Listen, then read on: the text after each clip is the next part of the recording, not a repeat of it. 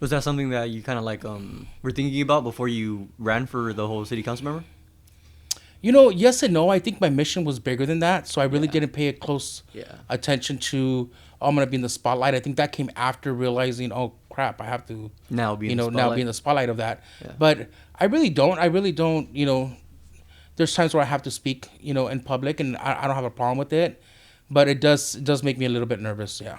It's funny how like you said that like it's like there's things you're like scared about, but then your goal is bigger than your fears, and you're like, all right, like it doesn't matter what I'm scared of. Like Yeah. I gotta go for it You no gotta matter you gotta what. jump in. You gotta take the risk. I mean, that's what I say. Sometimes you have to roll up your sleeves, and even though you're in an uncomfortable situation or position, you have to put that aside Mm-hmm. and say, okay, what's my bigger goal? Yeah. Why am I doing this? And that has to outweigh, your butterflies in your stomach or whatever it is. What is like some of your bigger goals now in life? Like at this point in your life, Bigger goals in my life personally. in life, just in life generally, yeah, life just in general. generally. Honestly, it's just leave a legacy. I think that's one of Really, my. that's interesting. Yeah, leave a legacy. I don't want to be known when I'm gone as someone who did bad.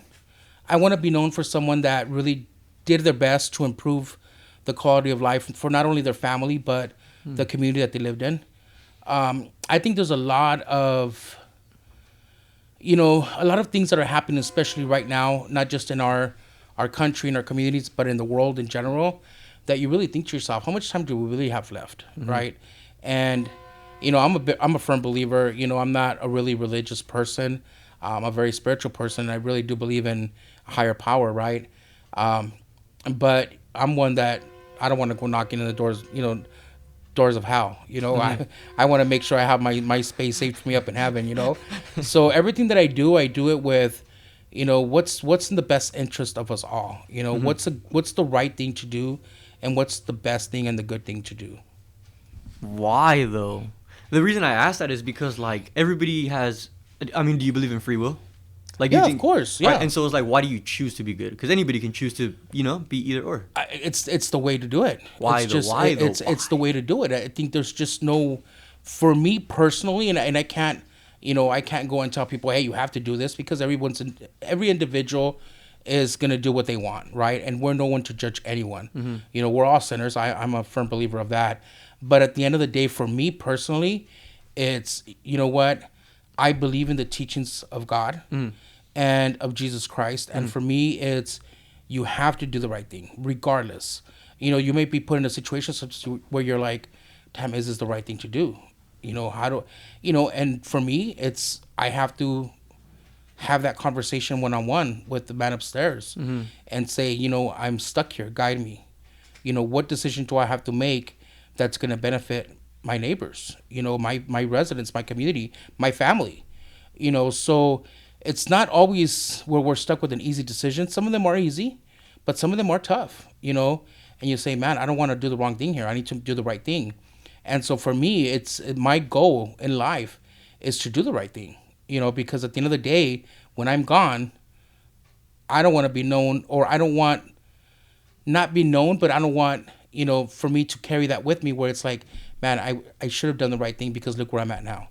So legacy to you isn't like a name legacy. No, It's more no, of like no. leave a trail of Yeah. good, so that like it like like a ripple effect legacy type. Yes, I would like to leave that example for our younger generations, that you can do good in life and not have to worry about, how am I going to get ahead in life, right? Because a lot of people have that misconception of, well, you know what, in order for me to get ahead in life, I have to backstab my coworker, right? I have to step over whoever I have to step over to get to the top. And that's not the way it works in life. When I first started, I started from the bottom up. None of us start at the top. You may get lucky and you may start at the top, right? But for most of us, it's not like that. You have to work your way up. And it's okay. It's okay for you to work your way up, because as you're working your way up, you're getting more experience. Yeah. I would say working your way up is, I like it better because I see like I have friends who have introduced me to people like that come from New York, and they're trust fund babies.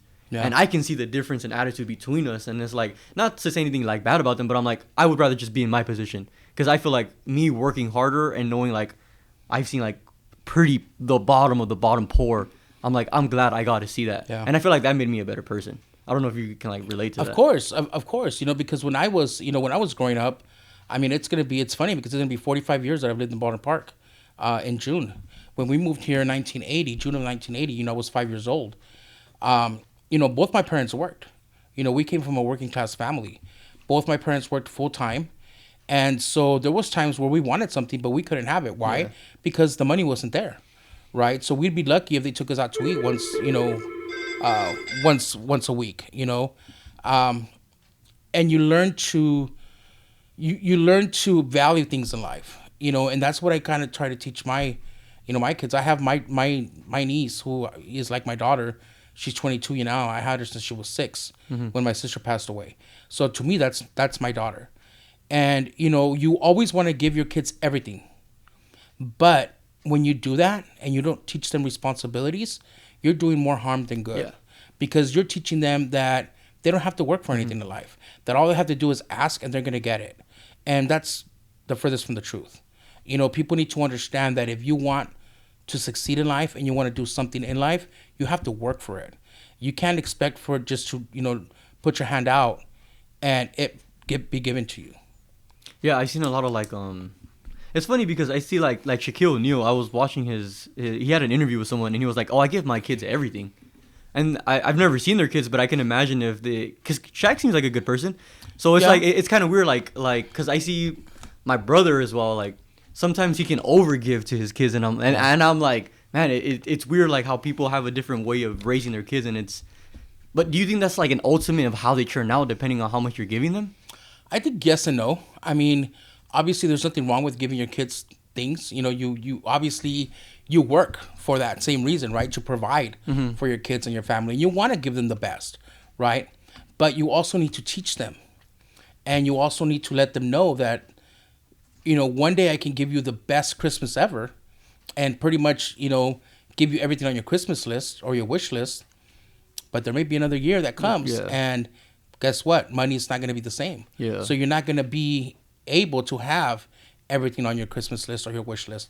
And as long as you focus on teaching your kids that, I don't think it's going to be a bigger problem than when they're demanding it, right? Mm-hmm. And so you're used to giving it to them.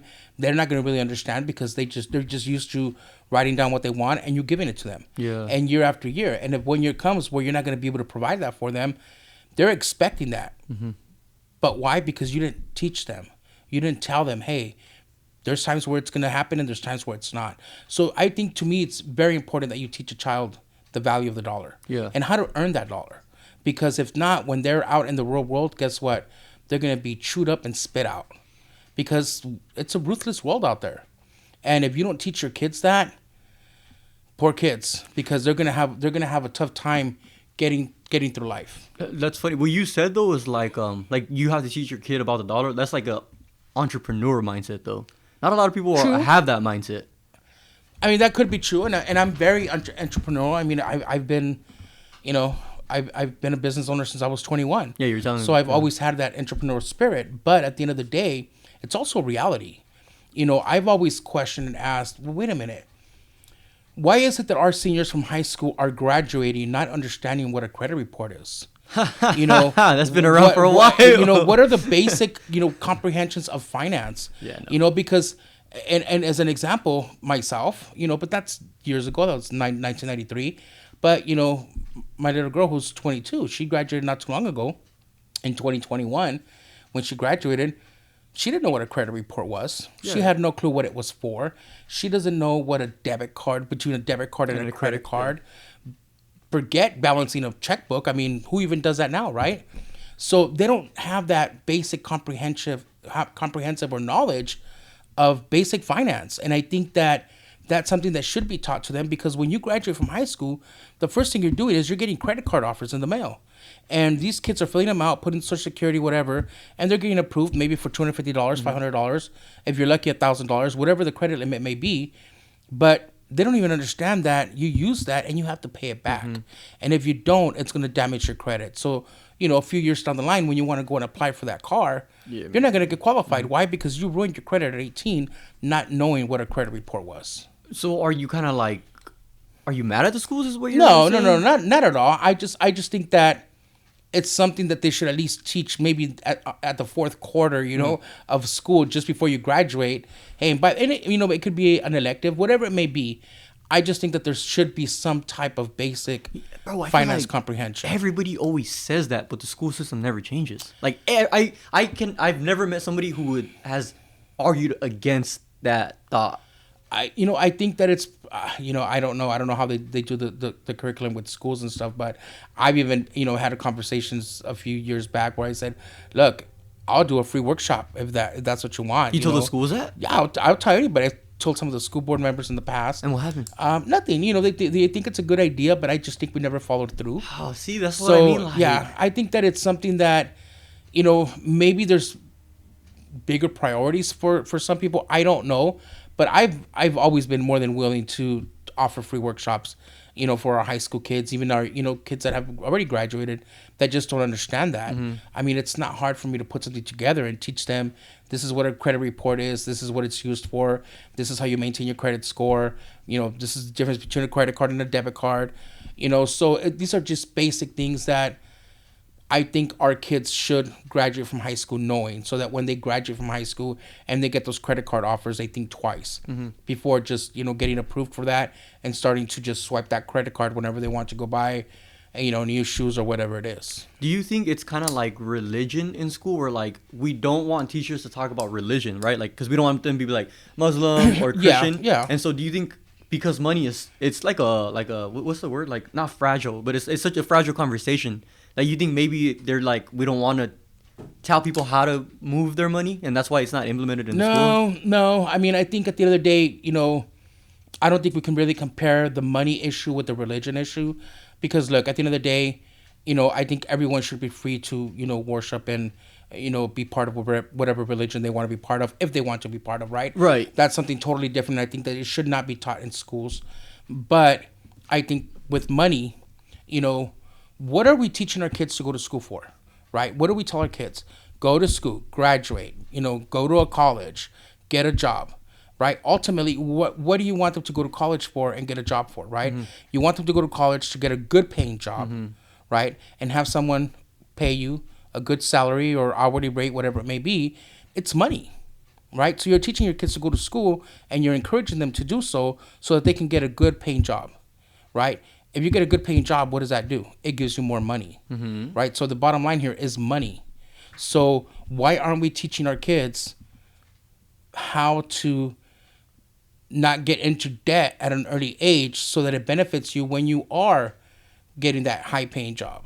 Are there basic true fundamentals to money that are there true fundamentals of money, like how to work money and how to use it? Like, it's not, because what I was talking about, the religion thing, is like, it's about ethics, and it's like people can move that, right? There's like a different foundation for every religion.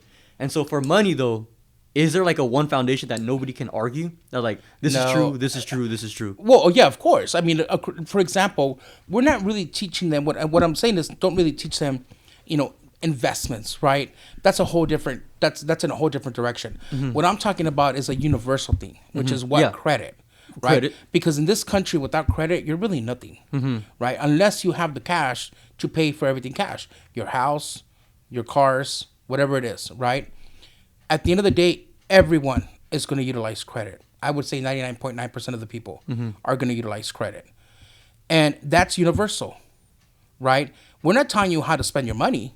We're just letting you know this is what credit is for, and this is what a credit report is used for. And this is what happens if you don't make your payments on time. It ruins your credit, right? The other one is the difference between a credit card and a debit card, right? Well, you're not going to be able to go and use your debit card if you don't have any money in the bank, right? Credit card, well, you're going to be able to use it up to the amount of credit limit that you have. Two different things. One, you're going to pay back. The other one is money that you have to have in your bank. And if you don't have that money in the bank, you can't use your debit card.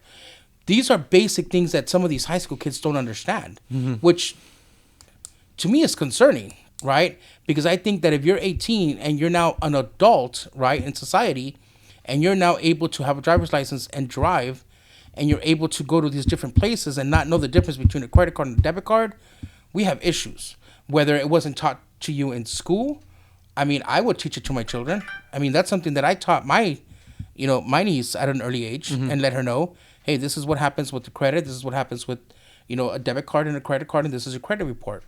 Now, how she uses her money, well, that's a whole different thing. That's everyone's, gonna use their money the way they want. And that's what I was trying to get to, like the foundation of like how you're saying there's credit cards, debit cards, credit score, and but is your problem that?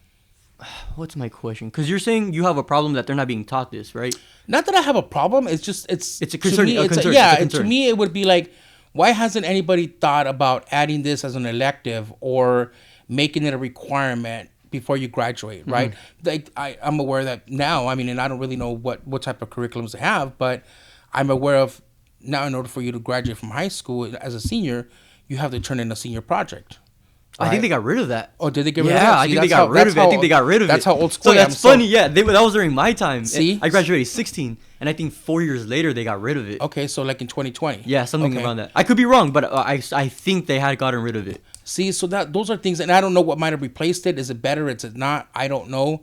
But at the end of the day, I think that with what I'm bringing up, it's not something that's going to go away. Unless it changes, then that's a whole different story. But for now, it's not going away. It's something that you're going to need in the future, and you're going to utilize it. And it's best for you to know how to utilize it before you get out there and start applying for these credit cards. And it's not something that's going to take a whole quarter, believe it or not. This can be something that can be taught in a day. You said a workshop, right? A workshop will take care of it. It's not something where you're going to invest a lot of money into the curriculum. None of that. Or at least have someone from the outside come and present it as an option to your seniors and say, hey, we're having X person here that's going to have this workshop from 12 noon to 4 p.m. And this is what it's going to teach you. If you're interested, come on in. If you're not, you're not, right? But at least you're giving these students the option. Oh, okay. Besides credit cards, debit cards, and credit score, what else would you include in that workshop? I mean, you really can't start going further into like investments and all that, because that's a whole different, so that's more of a curriculum. But for me, it's more of just basic comprehension of, when I graduate from high school, if I get this credit card offer in the mail, how am I going to deal with this? What is it? Do I have to make my payments? And if I don't, what happens? Just so that they are aware not to ruin their credit before they're even the age of 21. And that can happen to a lot of people. For me, that was something that happened to me at the age of 18. I didn't know. I was getting these credit card offers. I remember the first credit card offer was Radio Shack, believe it or not. I mean, we're going way back, I don't right? think people are gonna know. Yeah, Radio Shack. It's that was kind of like your, what do you computers, different type of technology, like fries and Best Buy. And Best Buy, yeah, but at a smaller scale. And I remember there was one in Amani. Yeah, right. Oh, there was one right here in the corner. They moved you here remember that one? Yeah. Yeah, you're right. They closed it.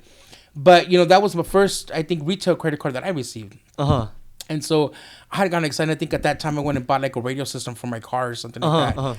And then I started getting the bills from them. I was like, oh, man, I have to pay this every month.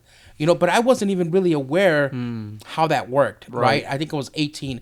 And then I started paying that on time. And believe it or not, I don't know if it was a mistake or not, but Discover had given me a $5,000 credit card. And I started using that for everything, right? Well, guess what? That's what got me into trouble, because I wasn't making the money. I wasn't making enough money to cover my payments anymore. So I was like, what am I going to do? Well, I'll just pay it next month. I'll pay it late. Not realizing that paying it late was going to damage my credit and was only going to build late fees, right? Not until I started really digging into, okay, let me see how this really works. Then I said, oh, man, I just screwed myself up. So guess what? I had to dig myself out of that hole, and I had to make sure that I started over again. And now I knew, okay, if you can't afford it, don't use it. Yeah. But those are things that no one taught me. My parents didn't even teach me this. My parents were always busy working. So I don't blame them for not teaching me.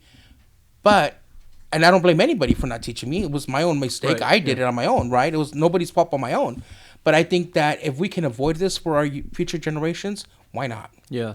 I like that, though, like how you said, like, there was nobody to blame but me. I think for me, it's like once you turn 18, you have an obligation to understand, like, everything is on you at that point. Yeah. And like, I get like, okay, we should build up to that. Like, sure, maybe you have leeway until you're 21, but like, it's your obligation to make sure you're still learning about how the world works. And I don't see a lot of people trying to like learn about like not at that age. yeah. Listen, right now I see, like, and I was telling you earlier, right? Now that I'm getting older, I see things in a whole different way. Yeah. Compared to the way I saw things at your age, right? Why? Because when we're younger, we're not focused on our future, and I mean some people are, those that are more, I think mature. It fluctuates, right? Yeah. But I think in my era, I was more concerned of where we're going to go Friday night, where are we going to party this weekend, or what are we going to do? It was more of, the fun part of your life, right? Even though you had responsibilities, I don't think they were as they are now, right? Because now you have full responsibilities. And yes, even at that young age, we're still responsible for our own actions. I believe in that.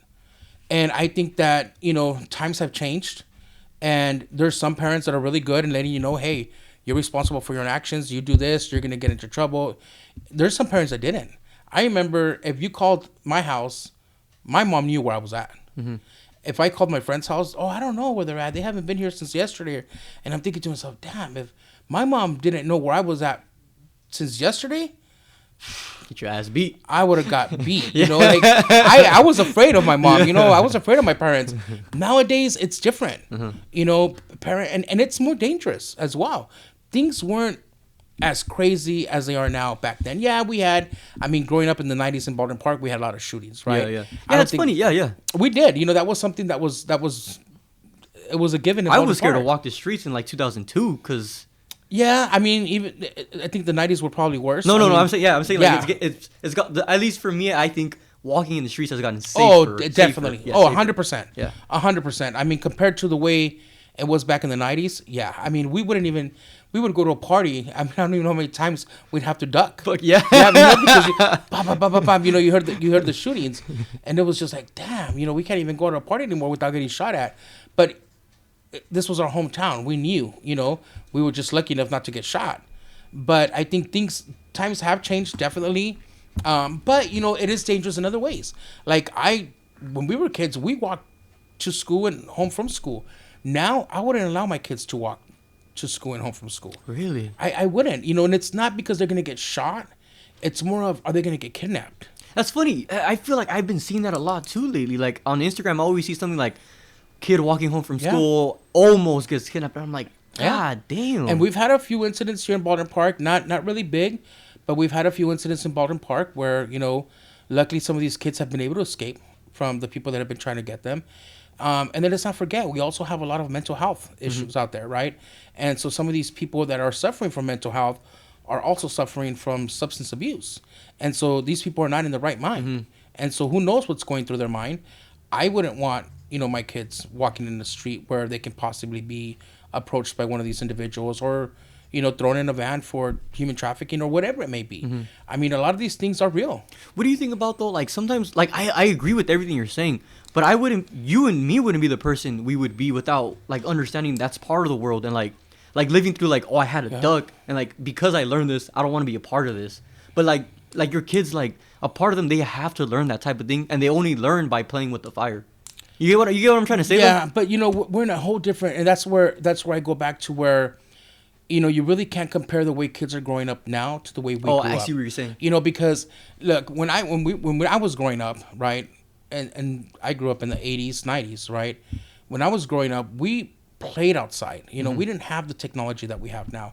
We had Nintendo, we had Atari. But it's not as addicting as these smartphones. But it wasn't because we didn't have the smartphones, right? So we were actually out there playing. We were playing baseball in the street. We were playing football in the street. We were playing basketball. We were riding our bikes. Some of them were riding skateboards. I wasn't a skateboard person, but, we were out in the street. So we knew. Now kids, they're so confined inside their bubble, in their home, on their tablets, on their smartphones, on the TV, video games, whatever it is, that they don't really know what's out in the real world. They haven't experienced the real world. So guess what? When they go out there, that's the reason why nowadays I've had so many conversations with young people. And it's just, I look at it like, man, these people have no communication skills. Because they're so accustomed to not be able to sit in front of you and have a face-to-face conversation, and they won't look at you in the eye. They'll turn around. They're looking like this. They're looking down. They don't know how to react. They don't know how they're in an uncomfortable position, and I can see it. It's awkward for them. It's awkward for me to see how uncomfortable they are because they're so used to communicating through the phone. And it's not even a phone conversation. It's text. Because I contact a lot of my clients and the younger ones. I mean, I can tell, the age, where they're at. Because I'll call them on the phone. They won't answer me. So they'll text. Oh, please text me. I can't talk. And I'm thinking, well, you can answer your text, but you can't talk. And I'm thinking to myself, I need to go over your tax situation, or I need to go over your mortgage situation. I don't have time to sit here and text everything. Yeah, I know. And then you're there like, and then there's things that I don't want to text because it's, your personal information. So I'm like, I really need to talk to you, have a conversation, or meet in person. No, they want to do everything to text.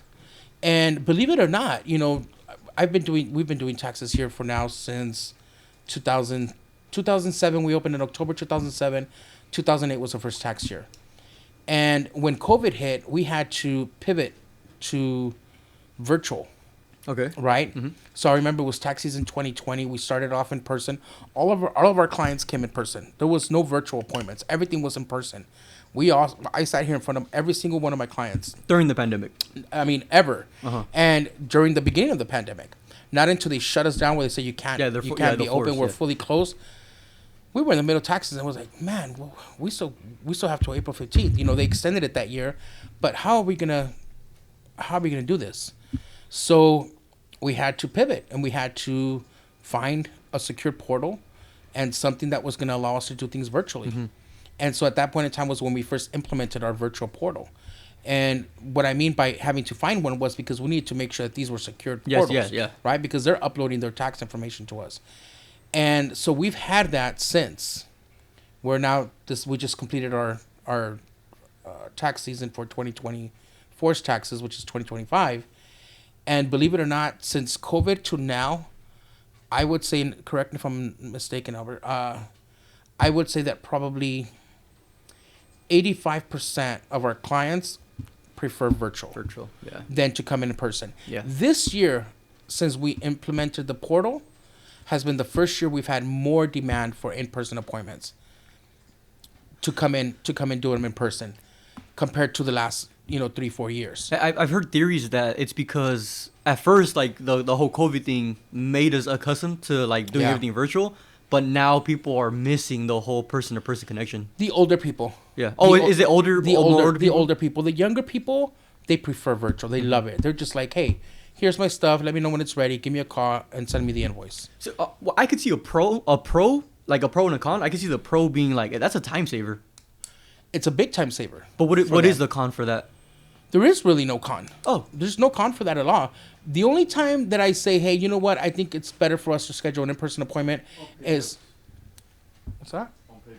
Yeah, that's the con. The unpaid bills is the con, right? Because I do the work. You're saying because I do the work, I do the taxes, I complete the, and then I would go and send them the taxes to DocuSign to get e-signed, send them the invoice, and the invoice is just sitting there, and it's just sitting there. So there's a lot of more people not paying when they do virtual, or if they don't like the outcome, right? Oh man, I have to pay, forget it, I don't want to do them or whatever, and I'm just like, that's not how taxes work.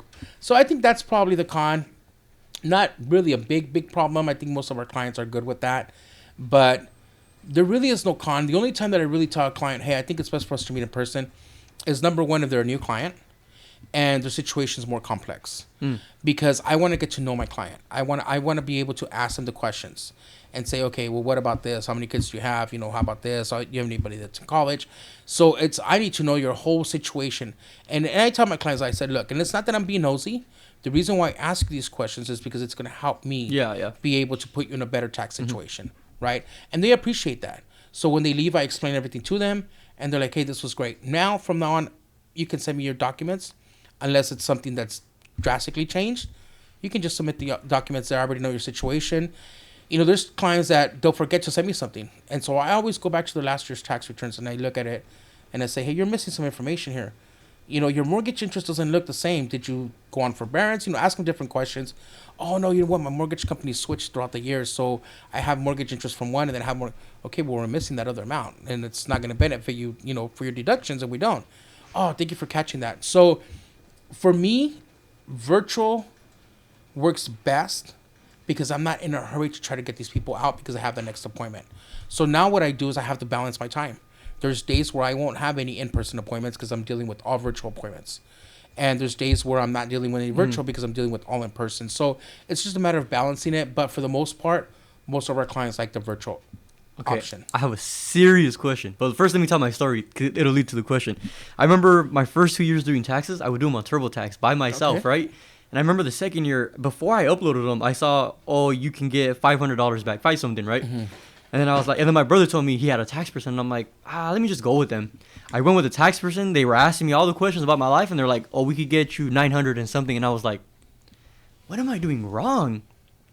But ever since that day, I was like, I don't think I should be doing my own taxes. So my question to you is, would you not recommend, but do you think it's smart for someone just coming out of new into life, like in their 20s, to do their own taxes versus going to a tax person?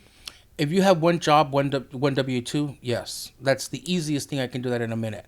That's the easiest. But would tax you return. recommend like someone in their 20s to do it themselves? If you're computer savvy, yeah. You know, the problem is that and I don't know exactly how TurboTax works because I've gotten a lot of clients that come to me after they file from TurboTax and they're like, hey, I screwed everything up. I need to clean this mess up, Okay, right? yeah. And so I'll say, okay, yeah, you check this off. You're not supposed to check this off. Right, see, they and get, it's they small get things confused like with the that. questions. It's small things like that. That's because they're question driven. Yeah. Right? For us, we're the brain, right? We're the ones that are going to put the information on the forms. With TurboTax, they're kind of walking you through it. So they're asking you questions. And there may be something that you may think may apply to you and it doesn't. And you click that and it's going to give you the wrong tax information, right? So, I mean, your question to whether I think someone young with one W-2 should use, like something like TurboTax or, all these other apps versus a tax professional. I would say, yeah. I mean, I would do it if you're going to be able to do it, right? If you're a little bit more savvy as to how to answer those questions. Some people do really great doing it themselves. Some people don't. They struggle because they have no clue about it. And let's be honest, a lot of people just don't want to deal with it. They'd rather just pay somebody to do it. I don't know what TurboTax charges now. I think they say it's free and then they pay, I don't know what, for e-filing your I don't think state. it's more than like $100 though. Yeah. It's not that much. I mean, look, if you're going to pay $100 to TurboTax, then I strongly recommend go to a professional. Right, because my person that I go with charges me like $80. Yeah, to go to a professional that's going to do it for you, because the last thing you want is to open yourself up to an audit just for a simple mistake. Yeah, right. And that's my biggest fear with people is like, you might think you're fine and then one day down the line you're like, what the hell? Like, I didn't even mean to do that. And it's a mistake, and I mean, nothing's gonna happen to you. You're not gonna go to jail. They'll just basically correct it, or you amend the return, but avoid it. I mean, if you're gonna be paying $100 anyways, just go to a professional to do it for you. I mean, it's not, a lot of people are using that TurboTax, but I can't tell you how many people come to me and say, hey, my daughter did this and they messed up, and can you do their taxes? And so now I have to kind of clean up the mess that was there, amend them, and then redo their taxes again and say, this is the real situation. Oh, I ended up getting more. Sometimes people don't know what credits they can apply for or what deductions they can take. So it's about knowing tax law, and unfortunately, a lot of the times, you're not going to know what questions to answer. You know tax law pretty good? Yeah. Well, we have to be on top of tax law every single year. We have continuing education that's due every October 31st. Wait, you have what? Continuing education? Continuing education. And that's just because every year the tax laws change, Well, right? not every year necessarily. Some of them expire, right? Like right now we have the Tax Cuts Jobs Act that was implemented in 2017 under Trump's first administration, where they overhauled the entire federal tax law and brought in this new tax law that we're on now, right? This is the first time that the state of California and the federal government aren't on the same tax law. So the state of California said, you do you, we'll keep the same tax law as before, which is now why a lot of those people that were, let's just say, for example, police officers or employees that spent money out of pocket for different things. Like, for example, they used their own vehicle to go do different, errands for the company. You can deduct your mileage, right? You're in a union, you pay your union dues, you can deduct your union. You use your personal cell phone, let's just say 50% of the time, and you want to write off that 50% of the time, cell phone bill that you pay. All of that was called 2106 unreimbursed employee expenses that you would be able to write off as miscellaneous deductions on your federal taxes. That has been completely eliminated from the federal taxes. That was just this past year? 2017. No, this is when this is 2017. Okay, got you. when the Tax Cuts Jobs Act came into place. Got you. State of California, and this is where a lot of people now are seeing that they're receiving bigger, because it was very rare that before you would get a bigger refund from the state than you would from the federal. Your refunds were always bigger from the federal than the state. Now, in these last several years, a lot of people are seeing more that they're getting a bigger refund from the state than they are the federal, and that's because now you're able to write more stuff off on your state taxes than you're on your federal taxes, right? So we have to see what of those provisions are expiring. So if there's provisions that are expiring, and let's just say 2024, 2025, we're going to be taught that in the next continuing education course that we need to take to pass our exam, to renew our license again. So we're going to have those provisions there of what's changed. And a lot of times, some things may not have changed. You just get a refresher course on, the mileage reimbursement, deductions, HSAs, and all of that stuff. But we have to be on top of our tax laws every year. In the most basic way you can, what is the difference between a state and a federal tax? Like when I'm receiving my money, like what is that different? Like why do I get two different taxes? Well, one is because you're paying. One is your federal tax. One is what you're paying in federal income taxes. And one is like your state tax, right? Wait, so you're saying like in a W, let's just talk about W-2s. In that form, when you get your paycheck, there's two taxes that you get taken out, and it's well, there's more. There's more, but just for this though, like let's stick to this. So for income taxes, Yeah. you have two. So you're gonna look on your W-2, you're gonna look on box 2. That's gonna be federal income tax withholdings. That's what the federal government withheld from you from your paychecks every time you got paid. Got you. Then under box 17, you're gonna have state tax withholdings. Got you. That's going to be what the state of California, or in whatever state you're in, withheld from you, from your paychecks every time you got paid. And then when you go and you file your taxes at the end of the year, right, or at the beginning of the next year, you're going to say, okay, well, what is my tax? What is my situation, right?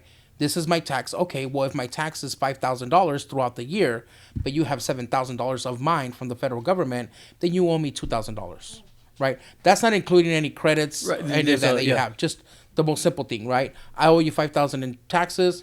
You have $7,000 of mine. You owe me $2,000 back. Wait, what do you mean that you have 5,000 of my taxes? So those are withholdings. So as an example, what do you mean by? I guess what is withholding? Withholdings is basically they're already taking money from your paycheck to cover what your tax liability is going to be for the year. So again, as an example, let's just say that on the money that you made, let's just say you made $30,000. Okay, perfect. Right? Let's just say you made $30,000 for the year. For the year. Right? Let's keep it simple and basic. Let's say you made $30,000 for the year. Let's just say you're single, no dependents, right? Okay, perfect. Well, right off the bat, you're going to get a $14,600 deduction, right? From that 30,000. From that 30,000. And what do you mean deduction? What does that mean? That is basically going to be subtracted from your gross income. So your gross income, what you made in gross was 30,000. The federal government's saying, hey, because you're single, your deduction as single head of household for 2024, it's $14,600. And deduction means like they're taking that away. They're taking that away from the 30,000. So what happens there is you subtract the $14,600 from 30,000. That leaves you a $15,400 taxable income for yourself. Yes. So in a sense, you're not going to pay the government taxes on the 30,000 you made. You're going to end up paying the government taxes on the 15,400 you made. Okay. Because that's now your new taxable income. Okay. So that's the difference between a gross income and a taxable income. When you're doing taxes, your goal is to try to reduce your taxable income as low as possible. You can, right? Yeah. Because that's going to reduce your tax liability. Got you. Right. So on a $15,400 taxable income, you're going to be on the 10% tax bracket. Right. So you're going to be right around $1,500 in taxes. That's what you're going to owe the federal government. Which is the 10% from the 15,000. Got you. Exactly. So let's just say, your gross income was $30,000. You had a $14,600 deduction. That leaves you a $15,400 taxable income. Let's just say you're on the 10% tax bracket. That's going to leave you a $1,540 tax liability. Got you. So what that means is that from the money that you made in the year, you're going to owe the federal government for the full year $1,540 of taxes. Right? Let's just say that from every paycheck, let's just say you were getting paid every 2 weeks. So there's 26 weeks in the year, right? Let's just say that from that, they were taking out $50 for federal withholdings every paycheck. So let's just say 26. That's $1,300 that they withheld from you. Okay. Right? So now you go do your taxes, you give your tax guy the W-2, you're saying, okay, income, blah, blah, blah. All right, so they have $1,300 of yours. Mm-hmm. And I'll say, hey, Jose, your tax is $1,540. Mm-hmm. But they only have $1,300 of yours. So you end up owing the federal government $240. Right. Do you see what I mean? Yeah, I see what you're saying. So there you're kind of breaking even. Mm-hmm. Now, what happens? You can change the withholdings, add additional withholdings, so that they have more money because you don't want to pay at the end of the year. Then you have a refund at the end of the year. Yeah. Or you can say, you know what? I don't mind paying an additional $240. I'd rather get more money during the year. So those are the options there. But I mean, this is basic. Yeah, this tax, is just right? yeah. There's a lot more Once you start getting complex dependents situations and when you have because now we're getting into credits, right? Do we have any capital gains? Because a lot of people now, believe it or not, I'm stuck looking at all these, cryptocurrency, stocks, dividends, because they're all into the stock market trying to make investments. And so have to get, their capital gains and losses, dividends. Now you start compiling all sorts of different types of income, right? And then we have to figure out, okay, well, here's our income. Now, do we have any credits? Do we have any deductions? Obviously, each child, you get a $2,000 child tax credit. That's reduced from your tax liability. It just goes on from there. I had a professor this past semester tell me I had a misconception of how taxes work because I always thought, you know how like you said there's like the 10%, the 20% brackets? Yeah. Let's just say it's a 20 to 22%. He told me, he proposed a question to the class and he was like, if you're in the 20% bracket and your manager offers you a raise for $2 and that's going to push you to the 22% bracket, do you take it or not? And a lot of people said no because now you're going to be charged at 22% and you're at like that margin, right? Mm-hmm. But he was like, no, take the raise because you're going to get charged the 20% up until that line. And then 2% above that. Yeah. Is that true? Absolutely. Oh, that's I always had a so you don't get and that's a real basic misconception that a lot of people have because they figure, okay, well now my income is at the 24% tax bracket. Yeah, but what portion of that income? Because it could. Do you see what I mean? Yeah. So you're basically taxed at that above amount. Yeah. So you're not taxed 24% on everything. Yeah. I think that's and that's funny. I've had a lot of conversations with people. That was back when I was like 21. That I had conversations with people and they were like, "Don't take the raise." No. It's like a lot of people say, you know what? I don't want to work overtime. They tax me too much. When you say tax, what do you mean? Mm-hmm. Because they're not taxing you until you do your taxes. Now, if you're saying that they're withholding from you, well, they're withholding for you. Pretend that that's a 0% interest savings account that your money is in, right? Because they're holding that in the pot there so that if you do owe $10,000 in taxes, you don't have to come up with $10,000 by April 15th. Yeah. It's already been spread throughout the year, right? Now, another people have a big misconception is that they feel that, they only pay, that federal and state should be the only things that they're getting taxed on. And they feel that that's what's taxing them so much. And it's not. They don't really pay attention to their W-2 because you got to keep in mind, you're paying Social Security tax. You're paying Medicare tax. You're paying state disability. So all of these things are going to be on your W-2. When you add all that together, you're like, oh man, and you don't get state disability back unless you file for a disability claim. You don't get Social Security, Medicare back until you're 65, practically dead. If it's still there, to get that. The only thing that you're going to be able to get back when you file taxes as a refund is going to be federal income tax and state income tax. The rest of the money that they withheld from you to cover state disability, Medicare, Social Security, that stays there. So that is something that you should factor in when you say I'm getting taxed. That's something that you're getting taxed for as well. Is it too advanced of a question for me to ask? Like, if you're a person starting off who's 21, gets a job, and they have their W-2, should they ask to get withheld more or to... I would. You're single zero, I would put single zero. There's a lot of people that, put dependents that they don't claim. So in other words, your withholdings are your withholdings. You could put 9 dependents if you want. There's people that go exempt. I always tell them don't, but they prefer to go exempt. Meaning I don't want you to withhold anything from federal, some of them federal and state, right? But then guess what? They come into their taxes and they're paying, $9,000 something, to the federal government, and they're paying an additional, $4,000, $5,000 to the state.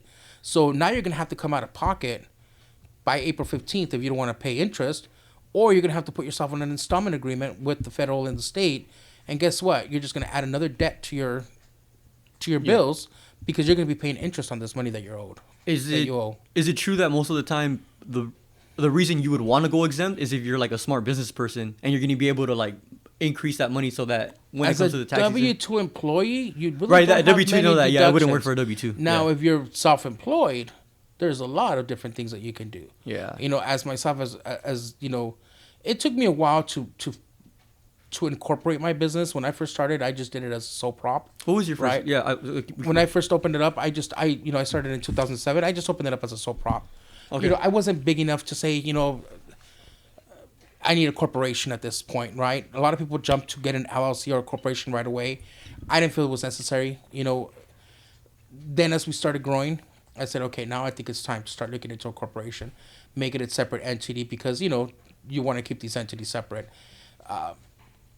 When you start doing corporate taxes, there's a lot more tax loopholes and tax benefits that you can take, right? That would reduce your personal tax liability.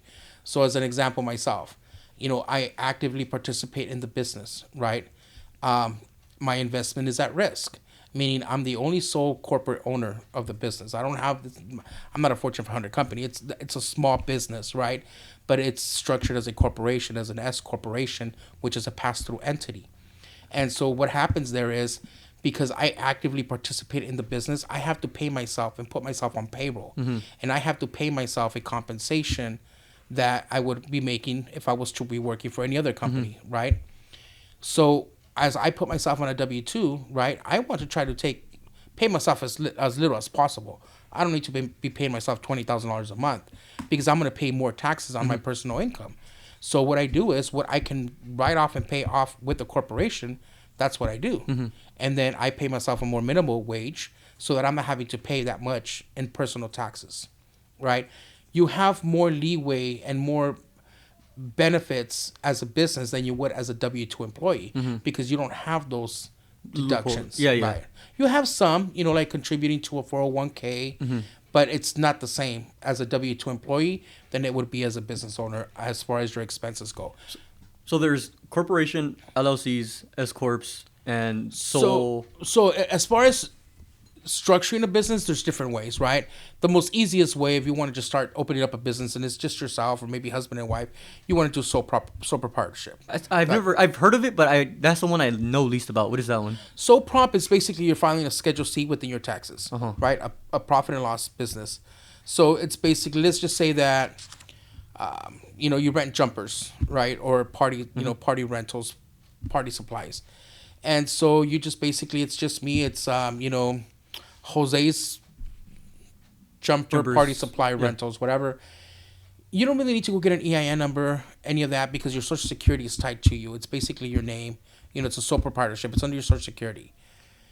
If you start to grow and maybe you have a partner in the business, then that's when you have to start looking at how you're going to structure your business, right? Let's just say you wanted to go into business with your brother or a cousin or a friend, right? Well, there now, if there's two partners involved, there you're going to do a 1065 partnership, right? So you're going to file for a partnership. You're going to have to do your 1065 partnership taxes. Once that's there, it's going to disperse 50-50 if that's how you're structured, the profits of that. So it's going to say, okay, Jose, here's your K1 showing you a profit of, you know, $10,000 from the business. And then, you know, your friend, here's a profit. So that K1 takes into your personal taxes to file it as a partnership partner to, you know, add those $10,000 to your additional income, if any. Then you have people that just do the LLC. You have the S Corp, you have the C Corp. And then you have your partnership, depending, they can be treated as a pass-through entity and file for an S corporation tax if they want. So it's all going to depend on what's going to benefit them and what the scenario is, how many members are involved. For me, I'm a small corporation. I'm the only officer involved. So for me, the best thing was an S corporation. Damn, this shit gets complicated. It is, and those are corporate tax returns, and those taxes are lengthier. They're more time consuming than your average taxes. I have some customers that I deal with that I do their corporate taxes, partnership taxes, but I don't focus on those because although you get more money for doing those, you're going to be limited to the amount of clients you're going to be able to deal with. Versus me dealing with individuals and families, well, I can see 15 people in a day. There's no way I'm going to be able to see 15 corporations in a day. But you do that because you want to be helping the families rather than making them. I rather help the families. Yeah, I rather help my families. Some of these business, corporations and partnerships that I have are because they're my current clients. Yeah. So they were my current, they're either my current clients or were my current clients that decided to open up an LLC or whatever it is. So I end up doing both because I'm already doing their personal. Mm-hmm. But, if someone was just to walk off the street and say, hey, I want to do my corporate taxes, I really don't want to take on them. Too much. It's just too time consuming. Yeah. And, we have a big client base now that keeps us more than busy during tax season. Fuck, that's crazy. Wait, what was your first business? We didn't even get into that. My first business when I was 21. Yeah, 21. Wait, what? Wait, before that. So you said you graduated high school, but you didn't want to do college. I didn't want to go to college. So, what happened was I attended all schools here in Baldwin Park. After my sophomore year, said all schools here? All schools here. I went from Margaret Heath, where I actually started off at the Children's Center, which is a Rachel Holiday now. Oh, I went there too. Yeah, I went there first, and then I moved over to Margaret Heath. Mm-hmm. So I did all my elementary there from 1st to 5th grade. Okay. I went to Holland my 6th grade year. Mm-hmm. Then I switched over to Olive Middle School because I live by Olive, 7th and 8th grade. Then I attended Baldwin Park High School 9th and 10th. The summer after my sophomore year, my 10th grade year, I went to go visit my sister in Vegas. That's where she lived. And I liked it so much that I wanted to move out there with her. So I did. I moved out there with her. And I went to Clark High School for my junior year. And then we moved and we ended up in Las Vegas High School for my senior year. My sister was not in the best relationship when she was out there. And so her husband was a very, he wasn't the best partner for her. Let's put it that way. He had a drinking problem. And so one day, I remember it was always going at it. And I said, why are you dealing with this guy? Like, why are you dealing with him? I'm like, we can always go back home. Mm-hmm. And so we did. We packed up while he went to work. I remember he worked swing shift. He used to go in at 3 p.m. I said, when he goes to work, let's pack up and leave. So we did. We packed up and we came. I think if it wouldn't have been for that, we would have probably still been living there. I mean, well, my sister passed away in 2009. But I really loved living in Las Vegas. I mean, maybe because I was a teenager and I didn't have my parents telling me what to do, even though my sister did. I really enjoyed it out there. I think I had more freedom, more liberty, and I really liked it. So when I came back, I was like, all right, I have two options. I either have to find a job or I have to go back to school. And for me, school just was not, it wasn't calling me. Mm-hmm. It wasn't, I didn't want to go to a university and have to go through the whole thing and probably get myself into student debt. So it's like, what do I do? I said, I have to find a job. Believe it or not, my first job at the age of 18 was a security guard. I was working up on Corporate Center Drive, where the 10 and the 710 are off of, literally, it's borderline East LA and Monterey Park. Okay. Up where Luminarias is at, up on the top of that hill. I worked there from the age of 18 to 21. Oh, 3 years in security? And let me tell you something. When I first started, I started working swing shift. I got the worst part of the job. I was driving the truck, right? Then I got a promotion, right? And so that one was a little bit better because now I was inside the building. I was in the State Compensation Insurance Fund building, which I met a lot of people there. And so I was in the lobby, right? So you just had the computer, the phones, and whatever stuff. I had a lot of time to think, man. A lot of time to think, which I think, in a way, I see that as a blessing. I mean, because it allowed me to help my mom with the rent, help me get my first car. So, I mean, I was blessed to have a job, right? Yeah. And look, at the end of the day, I always tell everybody, I don't care what your job is. Your job is a job. Be embarrassed of stealing. That's an embarrassment. But if you have a job that's paying you and it's an honest job, don't be embarrassed of the type of job you had. And I wasn't embarrassed of having the job, but I will admit it was the most boring thing ever. And it allowed me to think a lot. And I said, okay, Daddy, you're not going to do this for the rest of your life. So what are you going to do, right? And so I don't know what, my dad passed away in 1996. He passed away in July of 1996. That year, I was like, all right, you got to do something. And I stopped going out. I stopped going out a lot. I was 21 years old, I stopped going out. Friends were like, come on, let's go. I'm like, no, I don't want to go out. So I started reading a lot, and I would get these magazines in the mail, and I forget what magazines they were, but I would get magazines in the mail, and I remember flipping to the back of the magazine. I saw the pagers, beepers, right before cell phones. They were called pagers. Some people knew them as beepers, and I said, this is something that's gonna hit. I said, what would I need to do to get involved with this? Like, how do I learn this? And so I started researching it, how to open up a pager store, what it entailed, all of that. So I got a plan together, saved up some of my money, and I said, I'm gonna go for it. I contacted some of the air carriers, which would, sell you the numbers, to put them on their airwave. They had Southwest Paging, they had USA Beep. Those were different carriers. Carriers would be kind of like your Verizon, your T-Mobile, right? And so they're like, yeah, you really want, let me know. We can help you, guide you. So it's like, perfect. So I had the professionals guiding me how to do it. I found a location, opened it up. What do I need? I just need 2 of those, I forget what they're called, little, kind of like those glass displays. Yeah. Right. Put our pagers there, got the accessories and all that. Started off with that, and I opened that up in 1996. My brother, God rest his soul, he was 18 at the time, and he had just started working. He had just graduated Baldwin Park High School and had just started working at the Target that they had just opened up at the Eastland Center. That Target was brand new. He started working there. And I told him, I said, hey, why don't you come work with me? Let's do this together. And so he says, man, let's learn together. Let's do this together. So one of the persons that we started purchasing our equipment from, like our, accessories, meaning if you had a pager and it was black, but you wanted to change the case to a transparent or different color, you had all these accessories, right? So this guy sold all accessories. And he would come from the Inland Empire in a big trailer, white trailer truck that you would go in, and he had everything in there. You would just choose what you wanted, and he'd bring you up, and then you'd pay him. So he says, hey, have you guys ever thought about, activating your own pagers? I was like, yeah, man, but that's, we don't really know how to do that, and it's going to be expensive. And he says, look, if you guys buy the equipment from me, I'll teach you guys how to do this. And that was huge back then, because if you wanted to activate your pager, you had to walk into the store. It would usually take anywhere from 2 to 3 days if you were lucky, because you had to leave it there. They would have to send it off to an off-site technician to get it activated, change the crystal in there and all that, and then you'd go back and pick it up.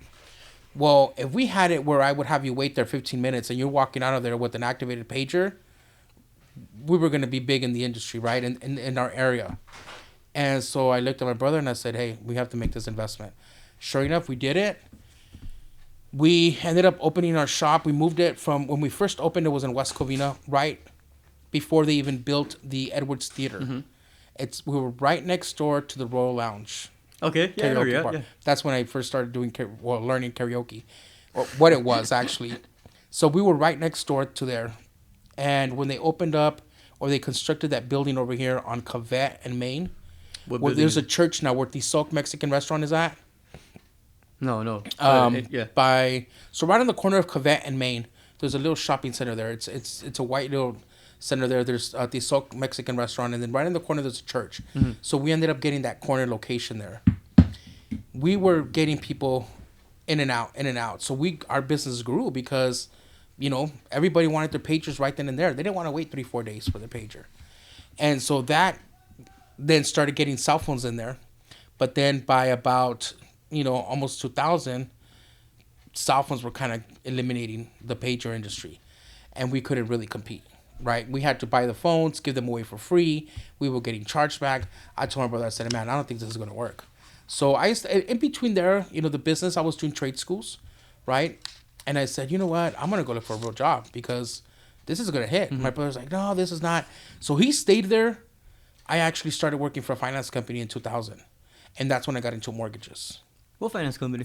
It was HSBC Consumer Division. So we were basically handling everything that had to do with mortgages, HELOCs, home equity lines of credit, auto loans, even retail installment loans. Mm-hmm. Like, let's just say, for example, you went to a furniture store and you wanted to apply for credit for the furniture.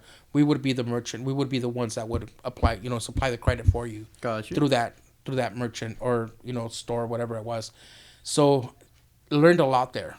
I was there from 2000 and 2007 until I opened up this business. But, I think a lot of trial and error. I made a lot of mistakes, in business. And some of them were costly mistakes. But those costly mistakes, trust me, you would never do those mistakes again. You learn from your mistakes. And that's why I say it's not bad for you to make a mistake. It's good for you to make mistakes because by doing so, you learn. You learn from these mistakes. And for me, I've always been a very, like I was telling you, a hands-on person. You tell me this is what we need to do, I'm going to figure out how to get it done.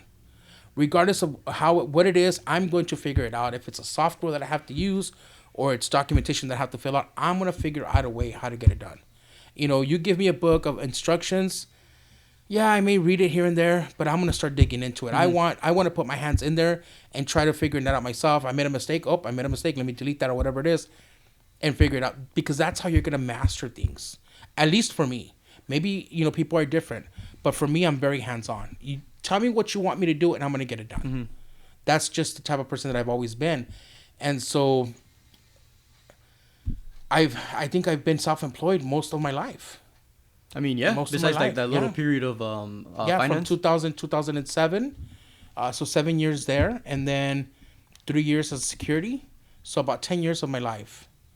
I worked for someone. The rest. Wait, I wanted to ask because you said you started doing research on beepers. Yeah.